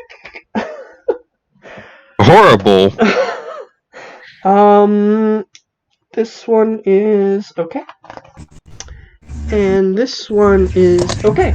You see 2 large creatures and 1 huge creature standing outside the tent. They have hunting spears, is what it looks like. And they look similar to the little creature that's in your tent, except much bigger. Uh-oh, someone just has a baby. So 2 large, 1 huge. Yes. Okay. We'll look at how long it goes. So there's some large folks outside. Yeah. I'm just gonna. I was speaking to them. He was. Asking where you are is the He last was thing. asking where I am, and he seemed pretty stupid because I literally just told him. But I guess I'll tell him again. We're cooking up the food. Be prepared. Come in and get some in the tent. You hear outside, as soon as he sends that message, you hear. Okay, if I hear that, you I'm hear gonna hide. stomping coming towards the tent. And I need everyone to roll initiative. Awesome. This is fun. Oh, it's so nice not to be this dense and just being like, what danger? I'm gonna control the necromancer, but I want someone to control both Explo and Lily. So 1 person each would be ideal. Either that or Do you want to take Explo and Lily? Oh god, no, I don't know half of his abilities. Take Lily then. I do know paladins, yes. Yes, so. And there's an ability I've been waiting for her to use, but she's never used. Well, I'm sorry Matt to in disappoint particular is Find Steed. She doesn't have a steed yet. Well, too bad I'm not going to combat. spoil her steed. And I've mentioned it to her that she has a steed she can find magically, but she's never used it.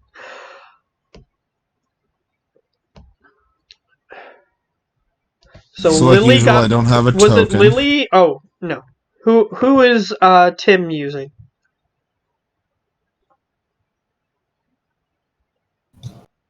Is Tim just using? Where is Lily's token? I don't think Tim has a picture yet. Wait. Yeah. Yeah, we always talk about it, but we never Holy get one. smokes! Lily still is level 9. She hasn't leveled up her character. Really? Do it. Do it. Hurry.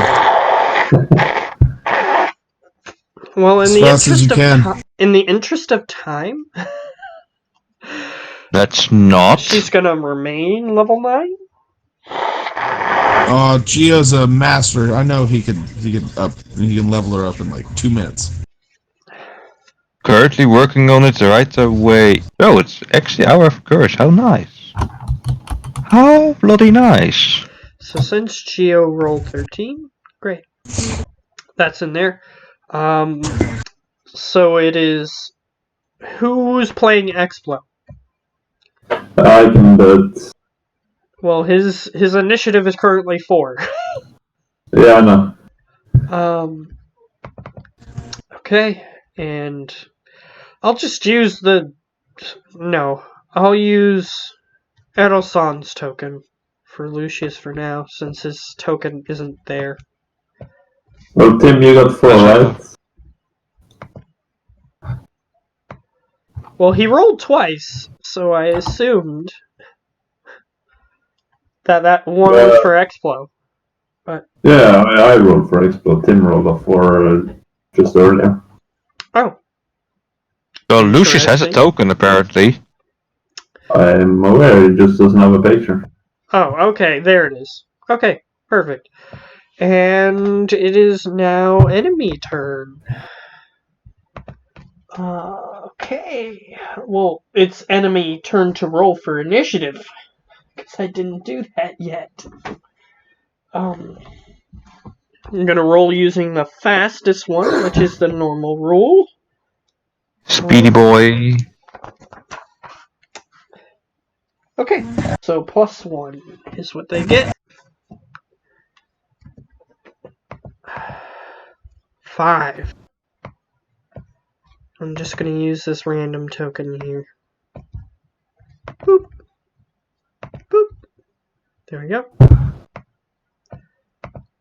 5. There we go.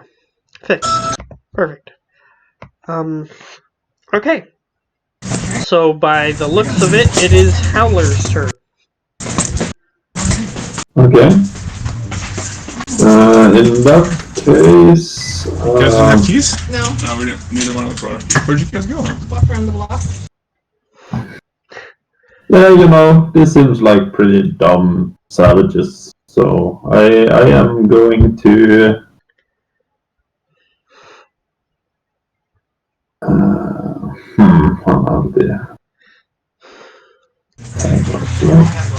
I am going to... No, I'm not gonna do that. I'm just gonna go and fade into the shadows of the tent, and I'm gonna ready action. If they attack anyone, then I will shoot them or stab them. I'm assuming it's a tent, so I could probably get in stabbing range. Yeah. You assume that they're probably gonna get close enough to the tent before anything is gonna happen. Yeah. So yeah, in case they attack anyone, I'm gonna jump on their back and like stab them. Okay. Not actually, but Fair enough. So it is currently Lily's turn. yeah, stealth rolls or bonus action instead. Oh yeah, you can do that.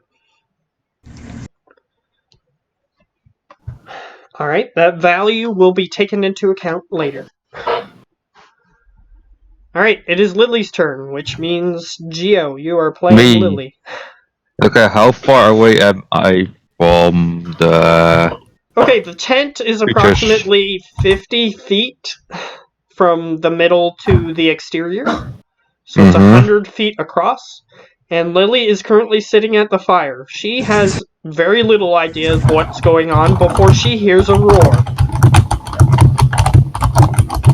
She is just not a care in the world, just enjoy cooking her meat. She Just heard a think roar. Just Yes, you heard a roar. Question: are there roars in the city? roars in the city? Well, do we hear roars in the city, like from the outside? You're not in a city. I'm confused. So in the usually in the city, that's all the way up north.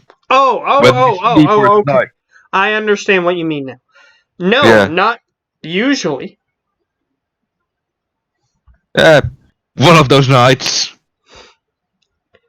Okay, fair enough. So she's just gonna do nothing. Perfect. She's used to it by now, I mean. Fair enough. So it is now enemy turn. You hear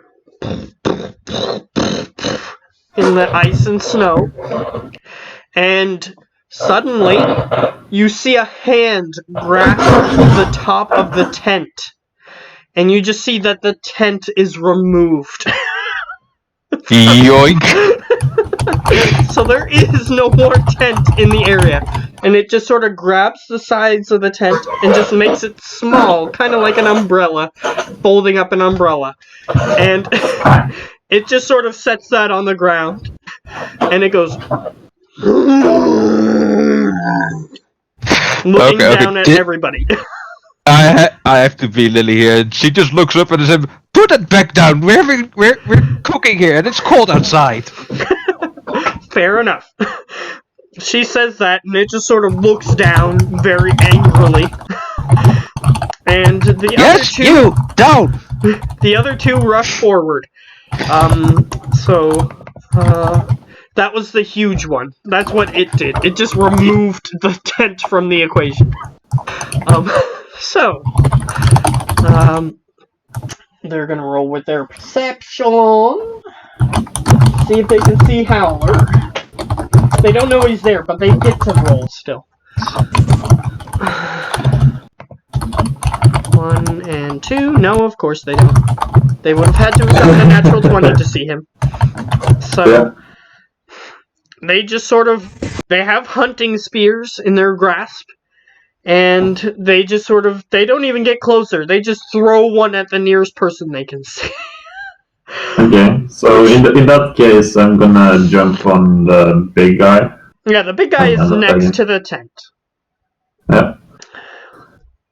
I'm assuming he's not surprised, but he doesn't see me, so I still get advantage. Yeah, so you get the bonuses of being hidden, but you don't get the bonuses of him being surprised. So yeah, that is the left numbers then. And since it's a prepared action, I only do the first weapon, so it should only be loyalty. Okay. And since it wasn't... 33. Okay. Yeah, because you can't use your offhand weapon when you prepare action, unfortunately. Unless if you have multiple actions. Or things of that nature. No, multiple actions. Multiple attacks per action is what I meant to say. Yeah. So, 33. Alright. That guy is... Dead? Not happy. I had to check his HP total. He's just not happy. So, yeah, the other two are throwing spears. So, throwing spear. Yeet. Yeah, their thing, I'm stylizing them, and their thing doesn't have a spear, so I'm just going to use their melee attack at ranged. That's all I'm going to do. Well, you do have to balance it. Well, it's just their after melee all, attack is the you're same, and they super could have just howler. as easily walked forward. But I mean, after all, you have Super Howler to deal with. yeah. So, this is... Let me just check. They're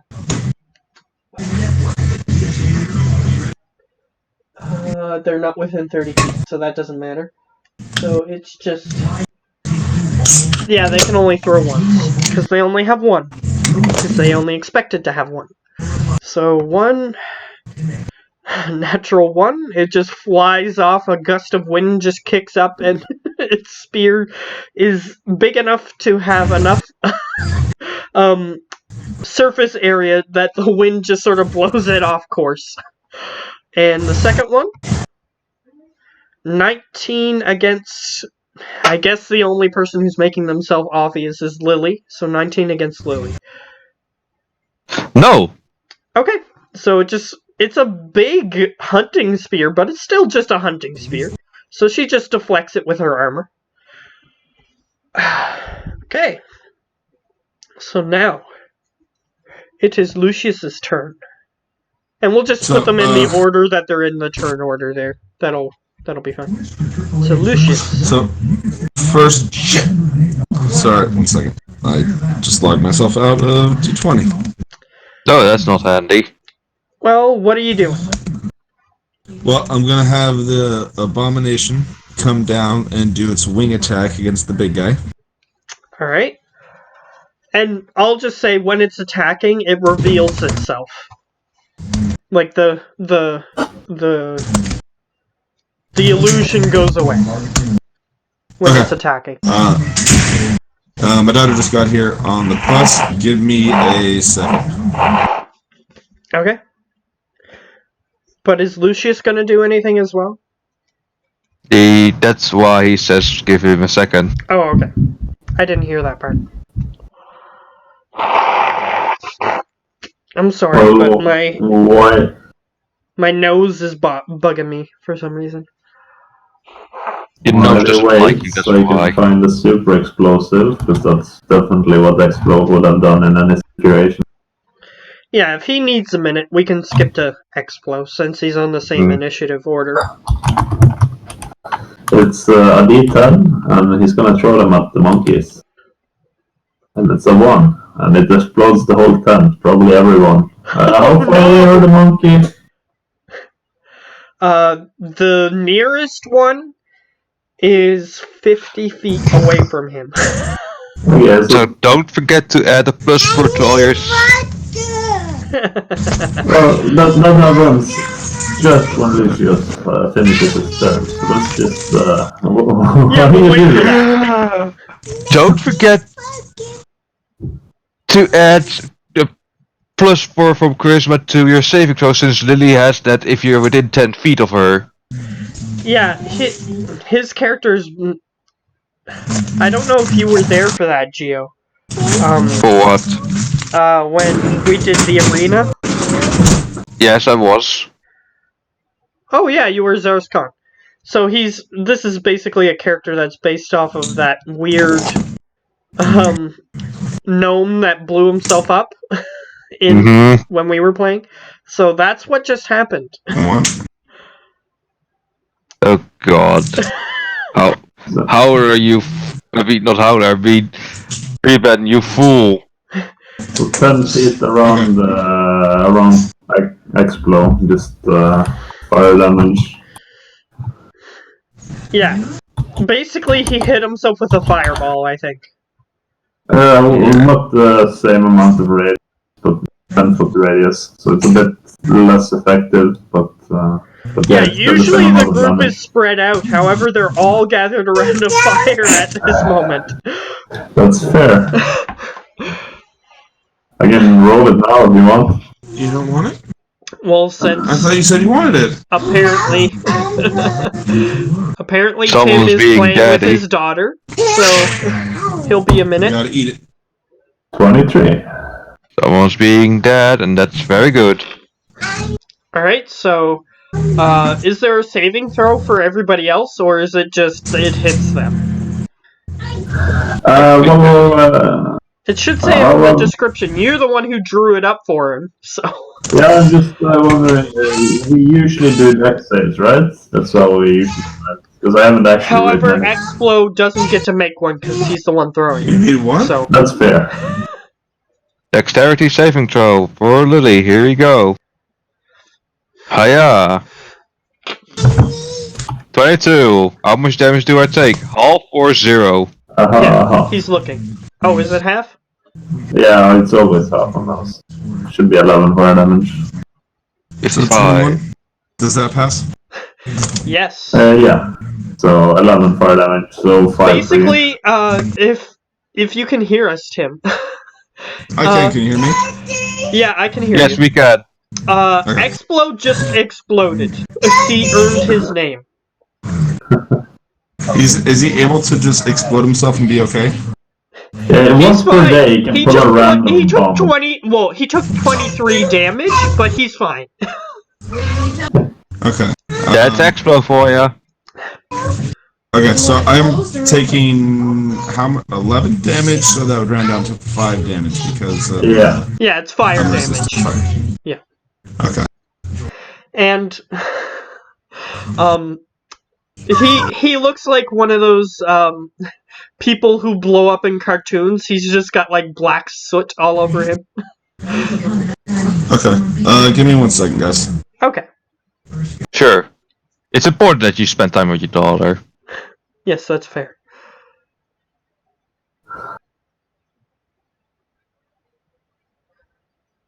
Though I'm sure he does all the time.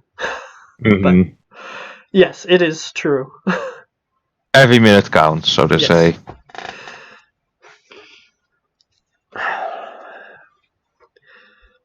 I'm not saying that he shouldn't just to spend time with us, but Yeah. But I am. Yeah, but you're a horrible person. We knew that already. That's nothing new to us.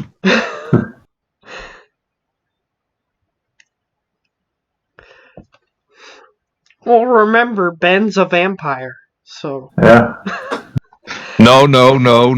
He's a teacher. That's even worse. But Even you know, vampires. he's a Even teacher vampire. vampire. I have That's to get my even food worse. supply somehow. He's the combination of both. No, you don't get it. Vampires fear teachers, so he must be afraid of himself then as well.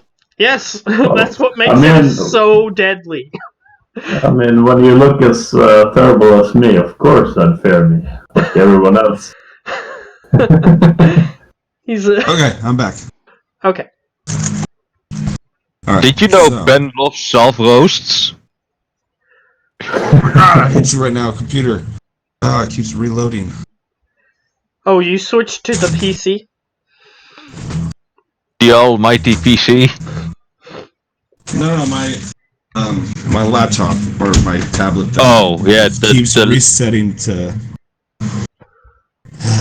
All right. the smaller and weaker brother of the PC.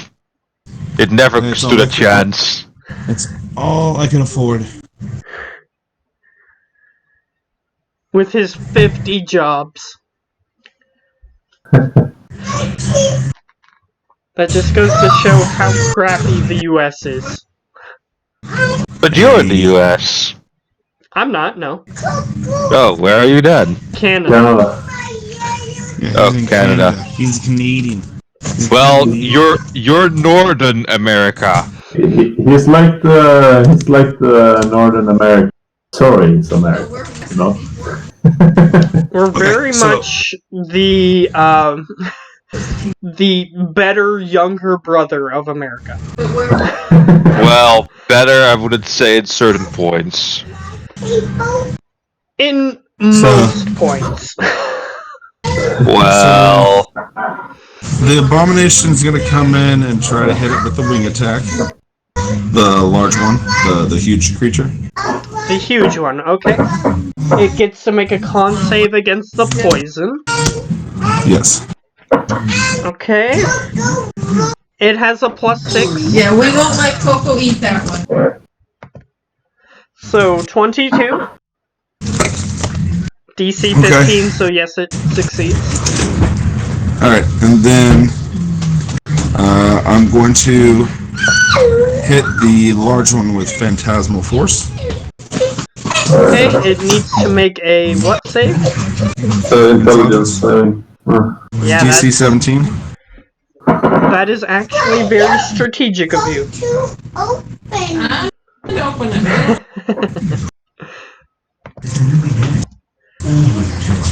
Whoops, I actually pressed the wrong thing. There we go. Thank you, Daddy. Wow! Say thank you, Daddy. Can you cause your luck howler to re-roll it? I think that only works when I try. I don't think I can do yeah, it's so. only They will- personal luck that he can reroll. Okay. So it- son of a bitch. It just barely saved. It's not very Even smart, with the but negative.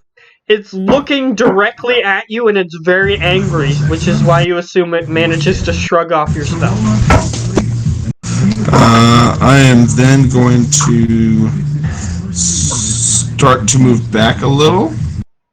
And just have the Blue Abomination engage with the large creature, the huge creature. Okay, so it is considered to be in melee range, is what you're trying to say.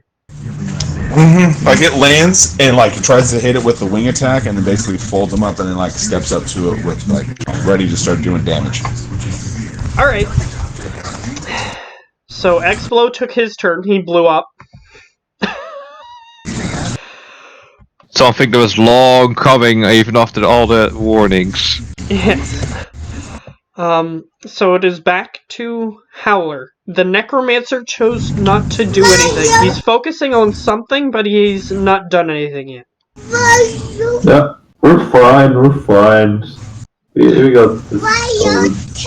I'm planning the big one. Okay, so 30-something definitely hits. So I will do a total 45 damage. my friends. 45 damage? Yep. And you do have an ally next to you. No, I didn't. So, Yeah, I'm aware. It just doesn't crit. okay. It's the same people. Hello. Whoa, wait. Get back over. Put the leg and... Hold I on. was waving. We can't see anything on your stream. Oh. Oh no. Oh, temper tantrum. Come on. Put the chair down. And... Put the chair down. We're gonna get you another one, okay? Anyway, I'll try to power through that. Put the chair The most powerful thing you can power to a child crying. Okay, so yeah, so I'm just gonna double check. We can let you take a nap. You can mute him. Just right click his icon and then you Yeah, can I mute him and can, get focus but on it. the gigantic one is now considered bloodied, or the big Okay. one, the bigger one. So I'm just gonna. You're silly. Oh, I need to. It's stupid. Discord is stupid. It's official. Discord is done. There we go. Yeah, I couldn't mute him when I had the call full screen. It's weird. Oh. Yeah, that's unhandy. So there we go. Yeah, it is considered bloodied. When it comes to his turn, I'll unmute him. But if he's saying something... I will inform you. I will Yes. inform you. Because that'll be important. Either way, it is Lily's turn. Unless Howler wanted to do something else other than attack. No. Okay. And he used his bonus action to Okay. attack, so unfortunately he can't hide or anything, so the only thing he could do is move. So Yeah. Lily's turn. Okay. Matt, before we do that, you can unmute him again. Okay. So Lily will walk up to the closest one and start smacking. I guess he realized he was being noisy. I guess so, yes. Either that Hey, or the noise she just was died being down. super cute. Yes, I know. But Okay, it was yeah, but slightly distracting, that's all. yes. That's what happens No. with cute, adorable children. Yes, I know. The thing that Lily does is that she gets close to them. Hello. Don't shove food in your mouth. But yeah, Lily gets close to the closest creature that she can see, and then That's the biggest one. The biggest one's closer. yeah, using her battle axe, and gives it a hearty tap. Okay. 16. 16. Let me check. Because everybody's been... Yeah, it does hit it. It does have thick skin, but not that thick. That's an 8. Let's see if she has it around. No, she doesn't. Let's see how many spell slots can I abuse. Yeah, I'm going for oh, she actually doesn't have it built in. Wow.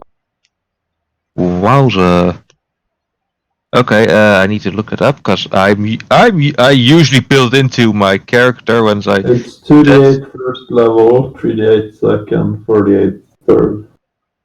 So third level makes. Unless you want to use a different type of smite. There are different types. But the regular one is what he's saying. Yeah, the regular one you can only do, as I say right now. The other ones you have to announce beforehand. Oh, For do you? the Oh, okay. no what? Yeah. You For want to the be strict about it, yeah, but I just 26 extra. That makes it 34. yeah. And then another whack. It's still standing, yeah. 23.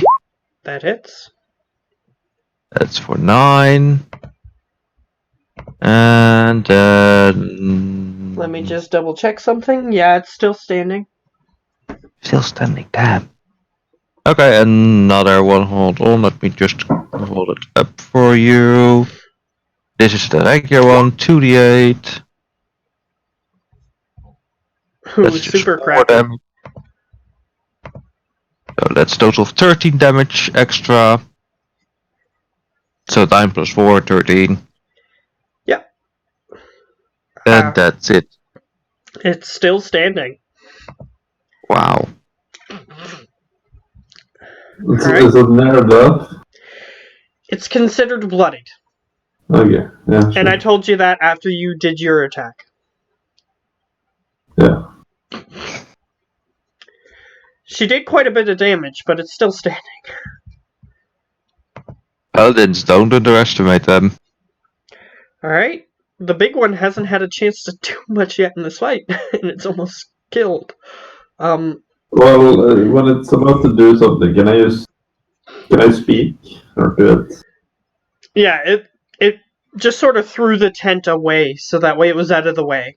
And it's going to pummel you. Okay. Yeah, So yeah, I it's just want to shout to it that if you don't calm down and submit, we'll cook you next. And you have a feeling that your assumption that it's not entirely as smart as you might want it to be is going to shine through here. So are you using message to do this? No, just free action. Like I try to use the language they do. Okay, does comprehend language allow you to use it? Because that was a thing that I was tripped up on before, so I don't remember. Do you mind throwing that in the chat for me? It's something that we have agreed before. You can speak the language as well as understand it. Because I've used it multiple times. Yes, I know. Yeah, it doesn't say in the spell, which I'll allow. Hello. Yes, hi. You said hi. They said hi back.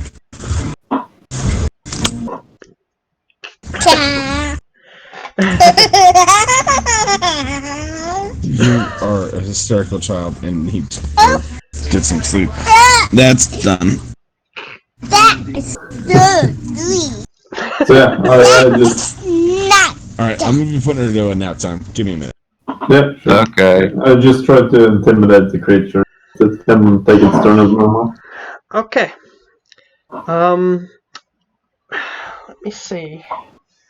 If you're attempting to intimidate it, Well, it it's up has to you taken if quite it's a bit of damage. I'll give you an opportunity. Roll an up to you if intimidation it's check. intimidation based on what I said. Yeah. But I would, yeah. Yeah, go ahead. Intimidation 21. Let me just check.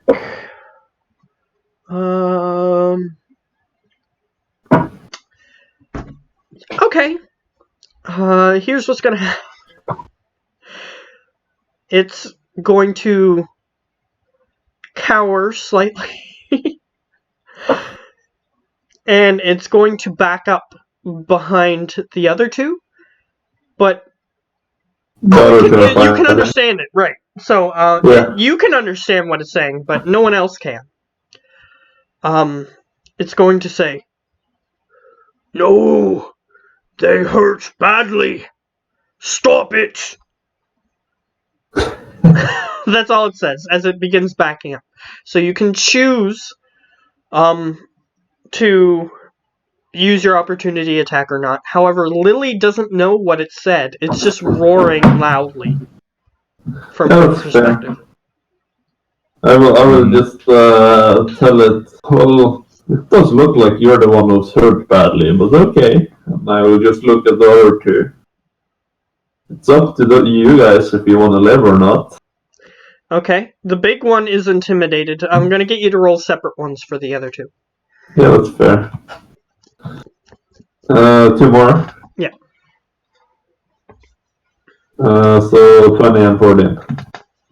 The 20, he recoils as well. However, the female one, which is the only one left, doesn't seem very pleased by their other two's cowardice and is saying, "You stop it! Fight!" And then she gets ready with her claws. That's fair. She's probably attacking me then, I suppose. Yeah, she's going to. So she's going to walk up to you. And since she isn't at a distance, she can use all of her abilities on you.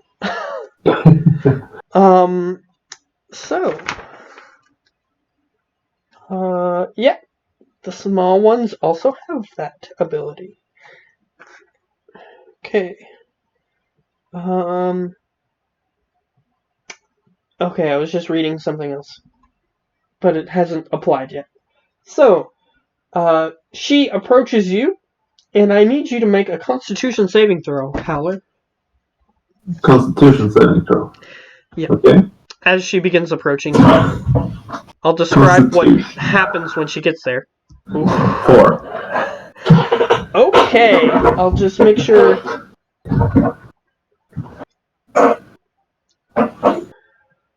Okay. Ooh, this is great. This is gonna be great. So, she looks at you, her eyes glaze over with a solid substance. You're not sure what it is, however, it appears blue, and your body begins to feel very cold. Okay. You take 3d6 cold damage. Because these things can do this just by looking at you. Oh, I rolled super crash. So you took 5. However, your legs and arms and torso are now frozen. And you cannot move. Okay. Let me see. It says paralyzed for 1 minute, so you are paralyzed for 1 minute.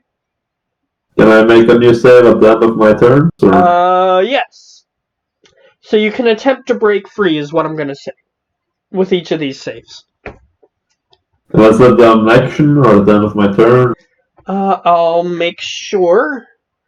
The target can repeat the saving throw at the end of each of its turns. Okay.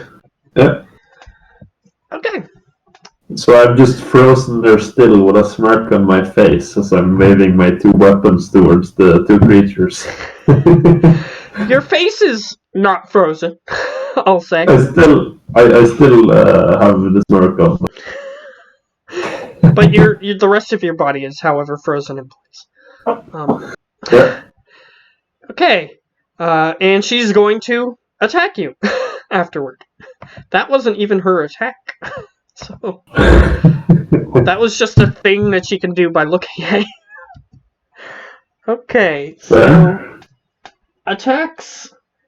They're +6 to hit. But you are paralyzed. So it's advantage to hit me. Perfect. Quit. 20 So first 20 one. hits. And 9. Wow. 9 misses. So she just sort of walks up and she slashes at you. And here's what I'm going to say the reason that she misses with the other one. is because she knocks your frozen body to the ground. And she didn't anticipate that, so she swings at the air. However, your face is heavily damaged, and I'm going to roll the damage.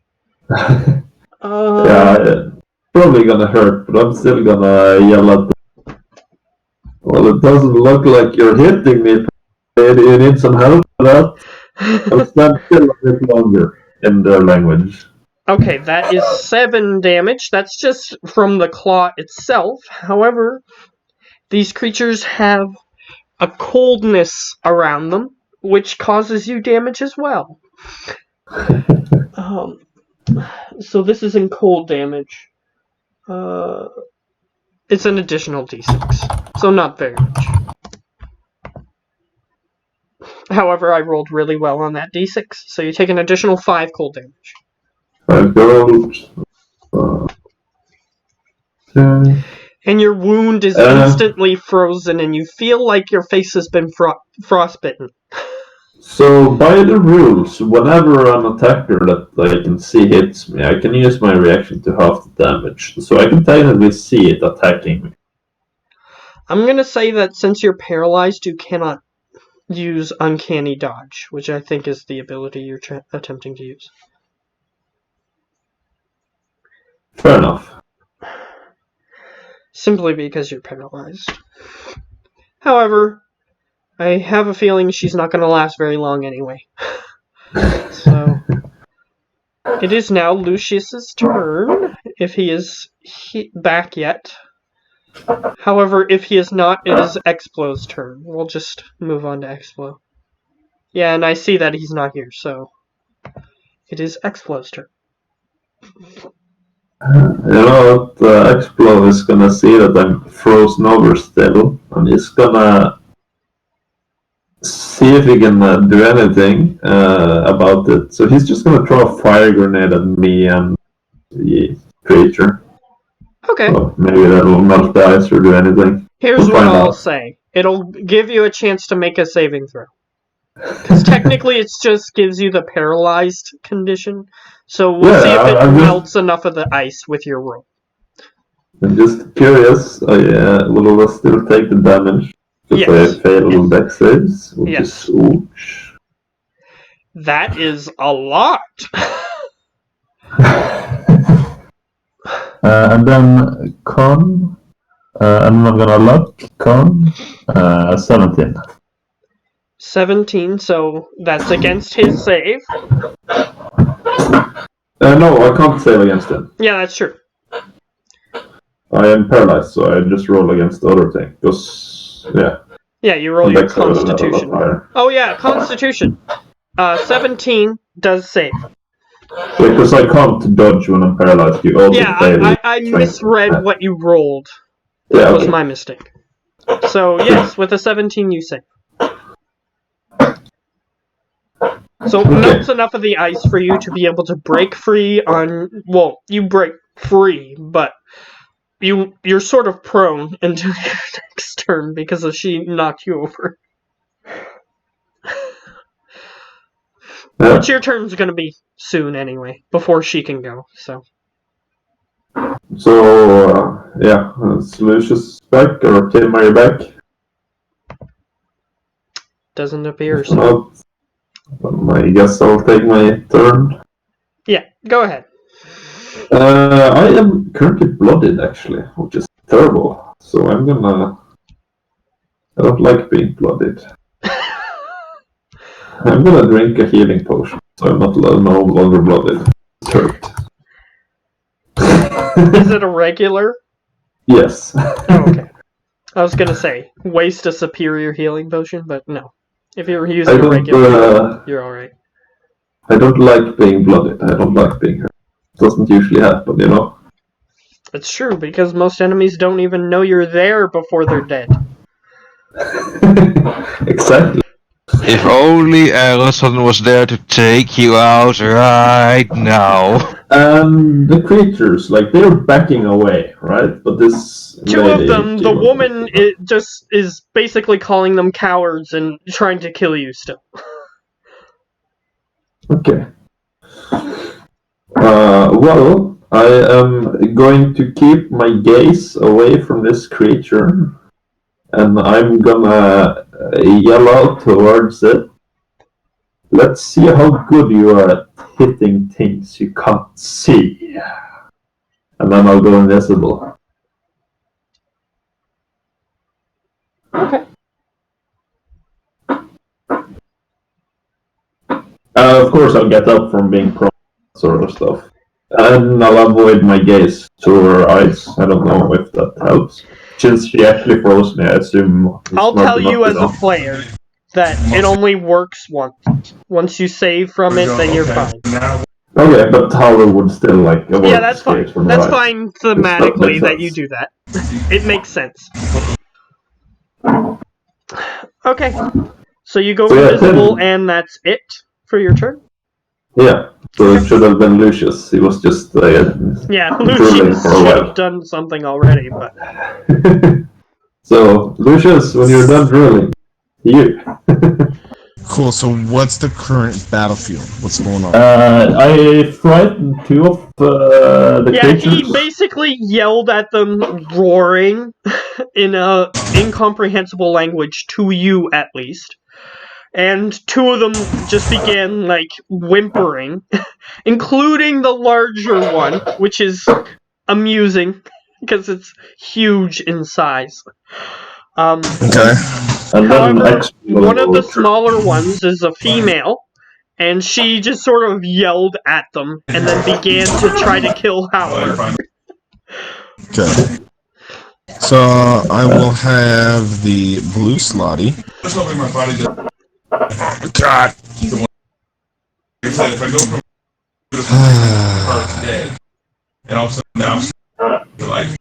I'm gonna have the blue slotty move over and attack the female. Okay. 1 second. And she's basically in the same position that the large one was, the bigger one was in. Except the bigger one moved away, but everybody sort of saw that it was surrendering and decided not to attack. Okay.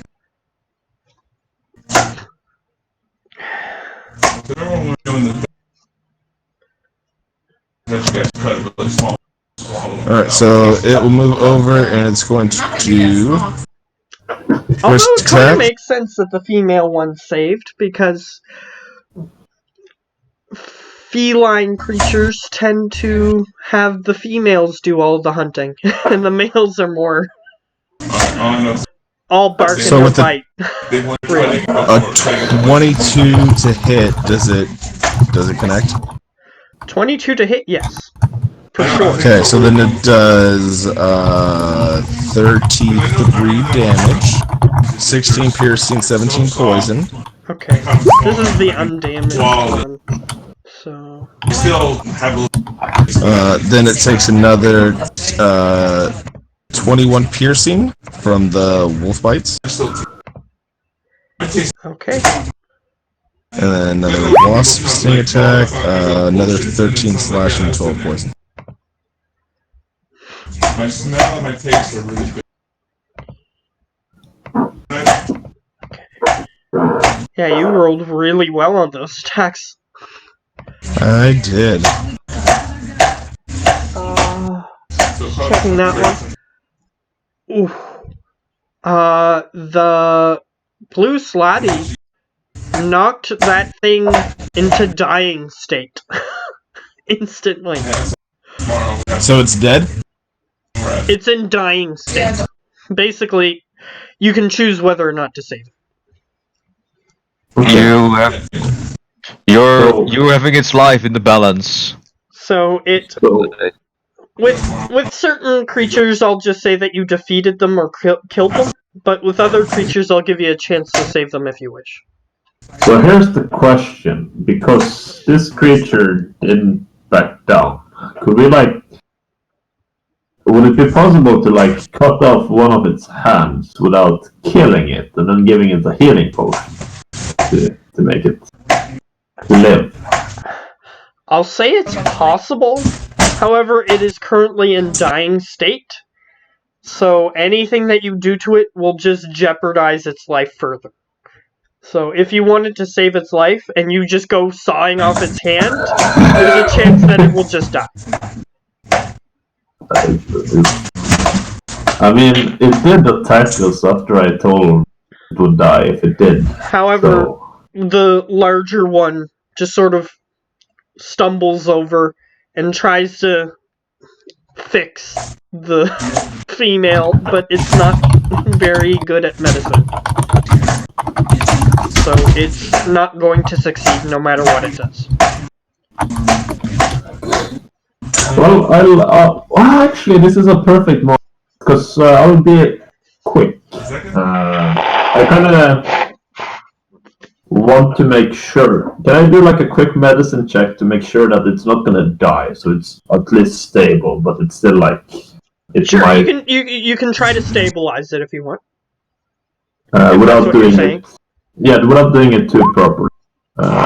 Which is why I have a 7. However, you fail. Does anybody else wish to do a medicine check on it? And Gio, I'm giving you control of Lily if she wishes to do anything. Well, if the rest is doing medicine checks, she can help, I guess. Oh Alright, boy, here roll I her go. a medicine check. Oh boy, here I go again. Hey. An 11. So she managed to stabilize it at least. Yes, it is at 1, or, yeah, it's at 1 HP. And stable. So it's 0, right? Well, it's technically 0, but it's yeah. Okay, it's alive, but yeah, it looks pretty dying.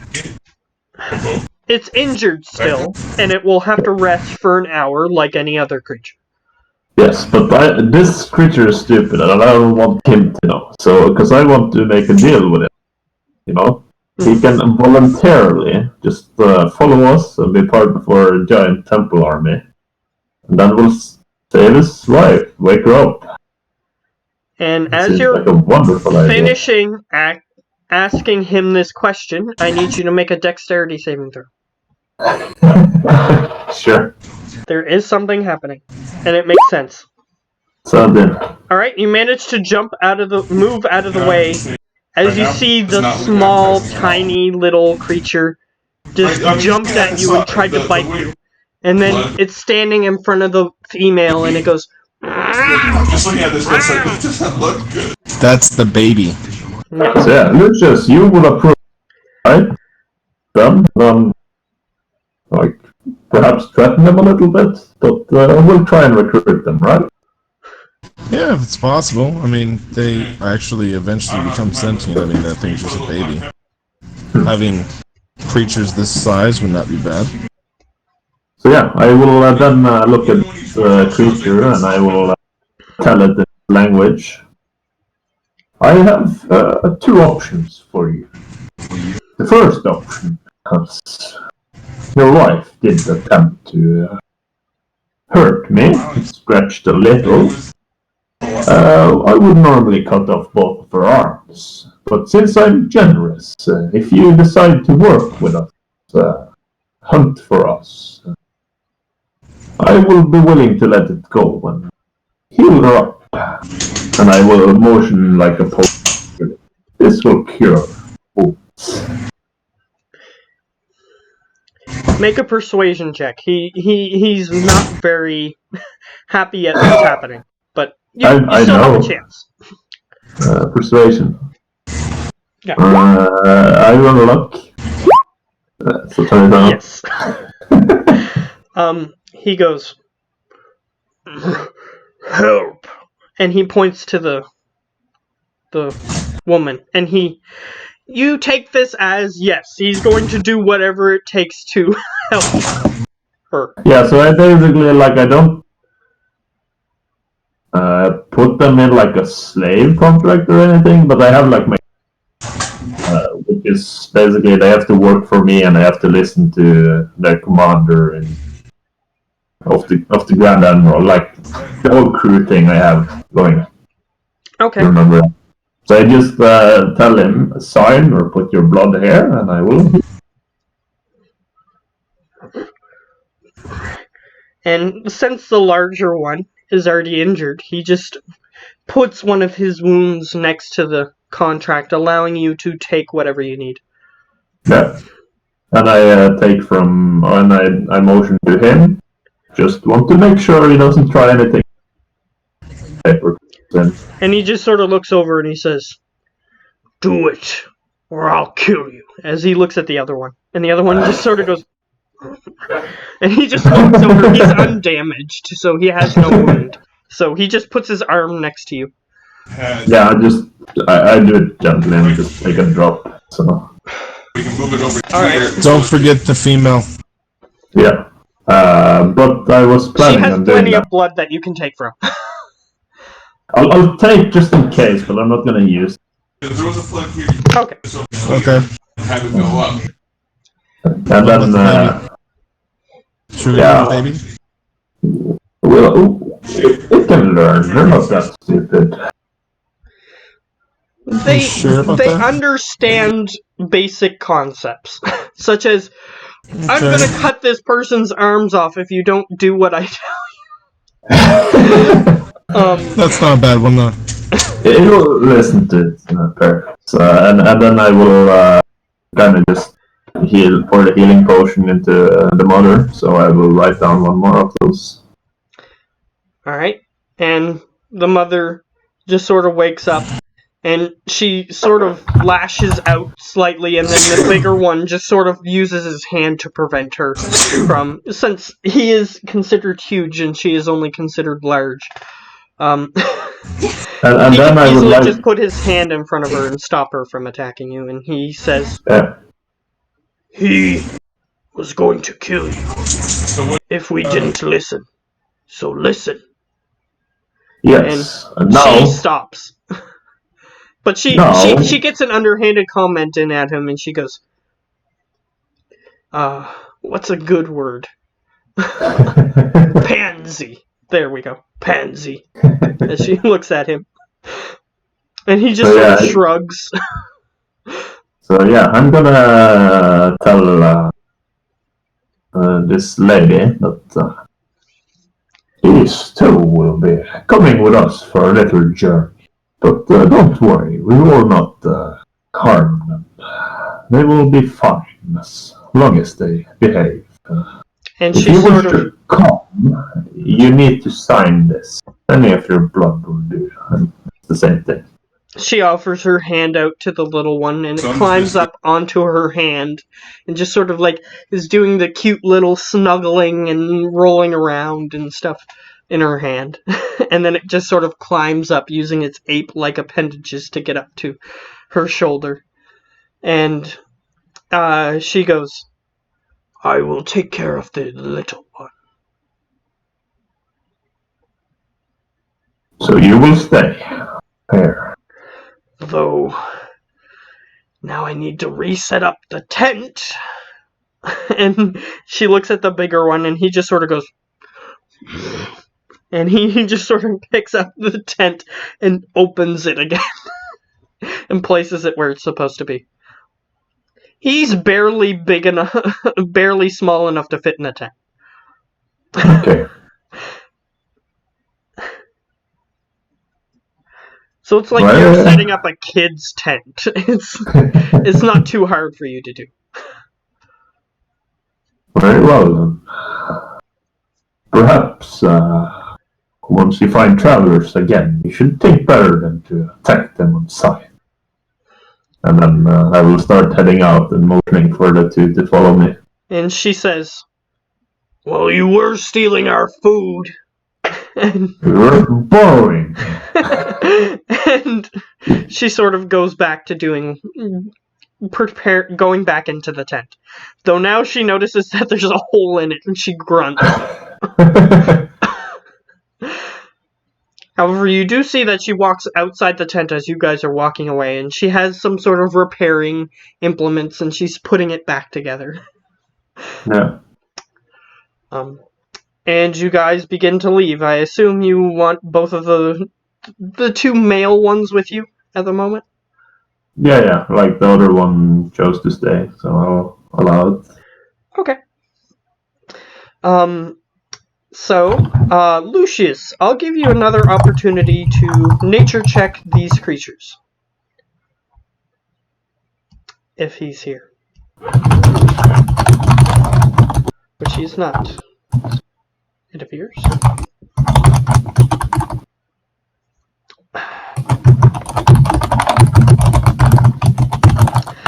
I'll get Howler to do it instead. Nature. Yeah. Let's see. Nature +1, 7. Yeah, you Yes, don't know what these I things are. nature. It's cold. You're not sure what they are. However, when Tim gets back to play Lucius, then he'll get a chance. But until then, you guys continue until nighttime, and Yeah. And before we continue with the next day, I think this is probably a good place to stop for me, and not too long at least. If you want to do maybe something with Geo in the meanwhile, okay, sure. There is a little bit that we can do. because then I think I should be heading to bed. Okay.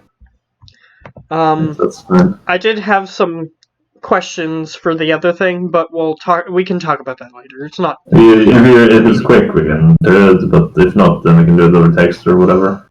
Yeah, it might not be quick, depending on what your answer is to the first question, but we can just do it later. Let's do the first question. I was just wondering if you had any of the class stuff set up, if I needed to change anything. No, I don't have the class stuff. No. Okay, then it won't take very long at all. There you go. Yeah. That's all I wanted. I'll go to bed. So I have to get up early tomorrow. Okay, fair enough. Okay, so little furry creature. Yes, little fluff creature that is currently being carried by DT. And he has little pearlescent wings, and he has like a little spikes on his back that are also pearlescent.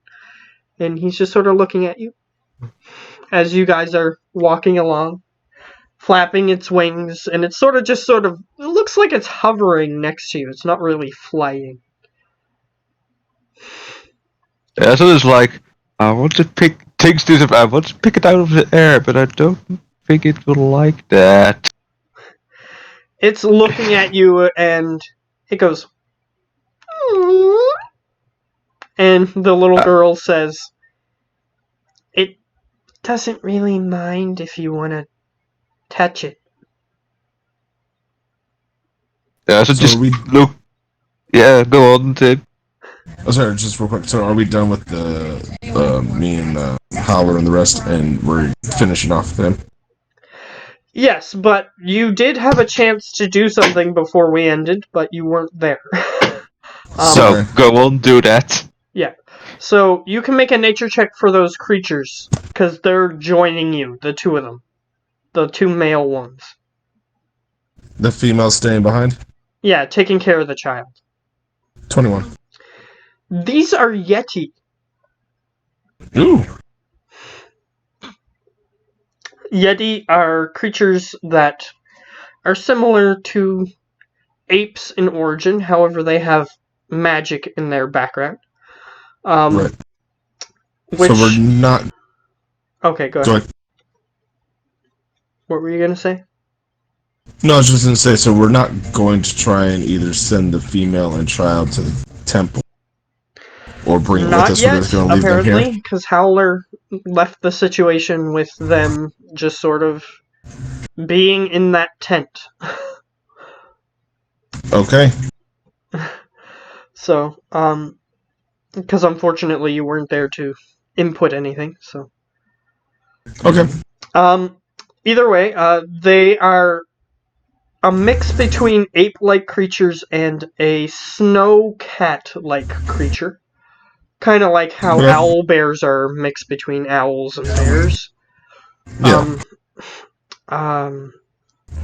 And they can magically cause creatures to be paralyzed with their icy stare.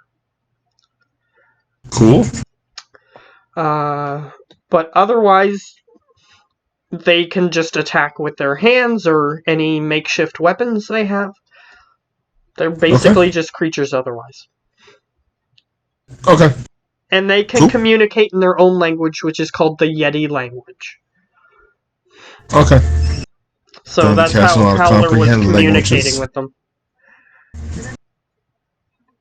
Yeah, I'm just gonna start ritual casting comprehend languages.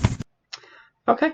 They're just sort of... If you want to communicate with them, we can do that for a little bit before we end off with No, Geo. I think my guy is just, if he's able to, he's just going to plan, like, just pull the book out, cast a ritual. 50 minutes later, pull the book out, cast a ritual, and just start doing that because it doesn't cost me anything. So that way, I can just keep comprehend languages up. Okay. Every once in a while, you hear the purple dragon murmur to itself in Draconic. What does it say? I'm Just going saying. to feast on their souls. Feast on their souls. Basically, it's saying, when I get out of this, I'm gonna fucking kill them and turn them back into freaking zombies. Stuff like that. You sounded like a grumpy old man. Do you say that to him? No, I'm not. Okay. But the Yeti do talk every once in a while, and the smaller one says, "How did you get us into this situation?" And the bigger one says, "You almost killed me." And the smaller one says, "So what? We should have just died. Enslavement is no way to live." And the bigger one says, "For now, we'll deal with what we have." That's all they say for that miniature conversation. But they figure that you don't understand because you didn't understand them earlier. Understand. Alright, cool. And I guess with that, I will say adieu, gentlemen. Enjoy the rest of the game session. I'm tired and I have to go to work tonight. Fair enough. So, bye. Bye. Alright. At least the two of us. So, Fluffy thing. So Arosan just looks at the girl for a moment, then back at the thing and says, "You sure I can just grab it out of there?" it sort of just flies up next to you, glides through the air, and just sort of lands on your shoulder and sort of like nuzzles at you with its the top of its head. Yeah, Arosan goes like, "Grab and hold." And it's furry, but there's certain parts of it that feel kind of prickly, if you understand what I mean. Kind of Yeah, feels like you're fine. holding a furry porcupine. Yeah, Arosan just is like squeezing it though, he's just gently holding it. And it's only certain parts of its fur that it appears the more sparkly parts of its fur are more pointy. So he's just like, I missed this. Fluff. And if you like stroke the creature, if little sparkles emanate off of it, and some of it gets stuck on your hand even. Yeah, if that happens, Arosan goes like, and then you're trying to shake it off, but it just doesn't come off. Yeah, not all of it. It's kind of like if you had those little pieces of plastic. We call them sparkles. The little sparkly pieces of plastic that people put everywhere. Glitter bomb and such. So they just don't come off. Some of it does, but not all of it, of course. A bit loud. Either way, so, I'm still here. I'm still listening. Don't worry. Okay. So the creature just sort of cuddles up to you, but the weird sparkles get stuck all over you, all over. And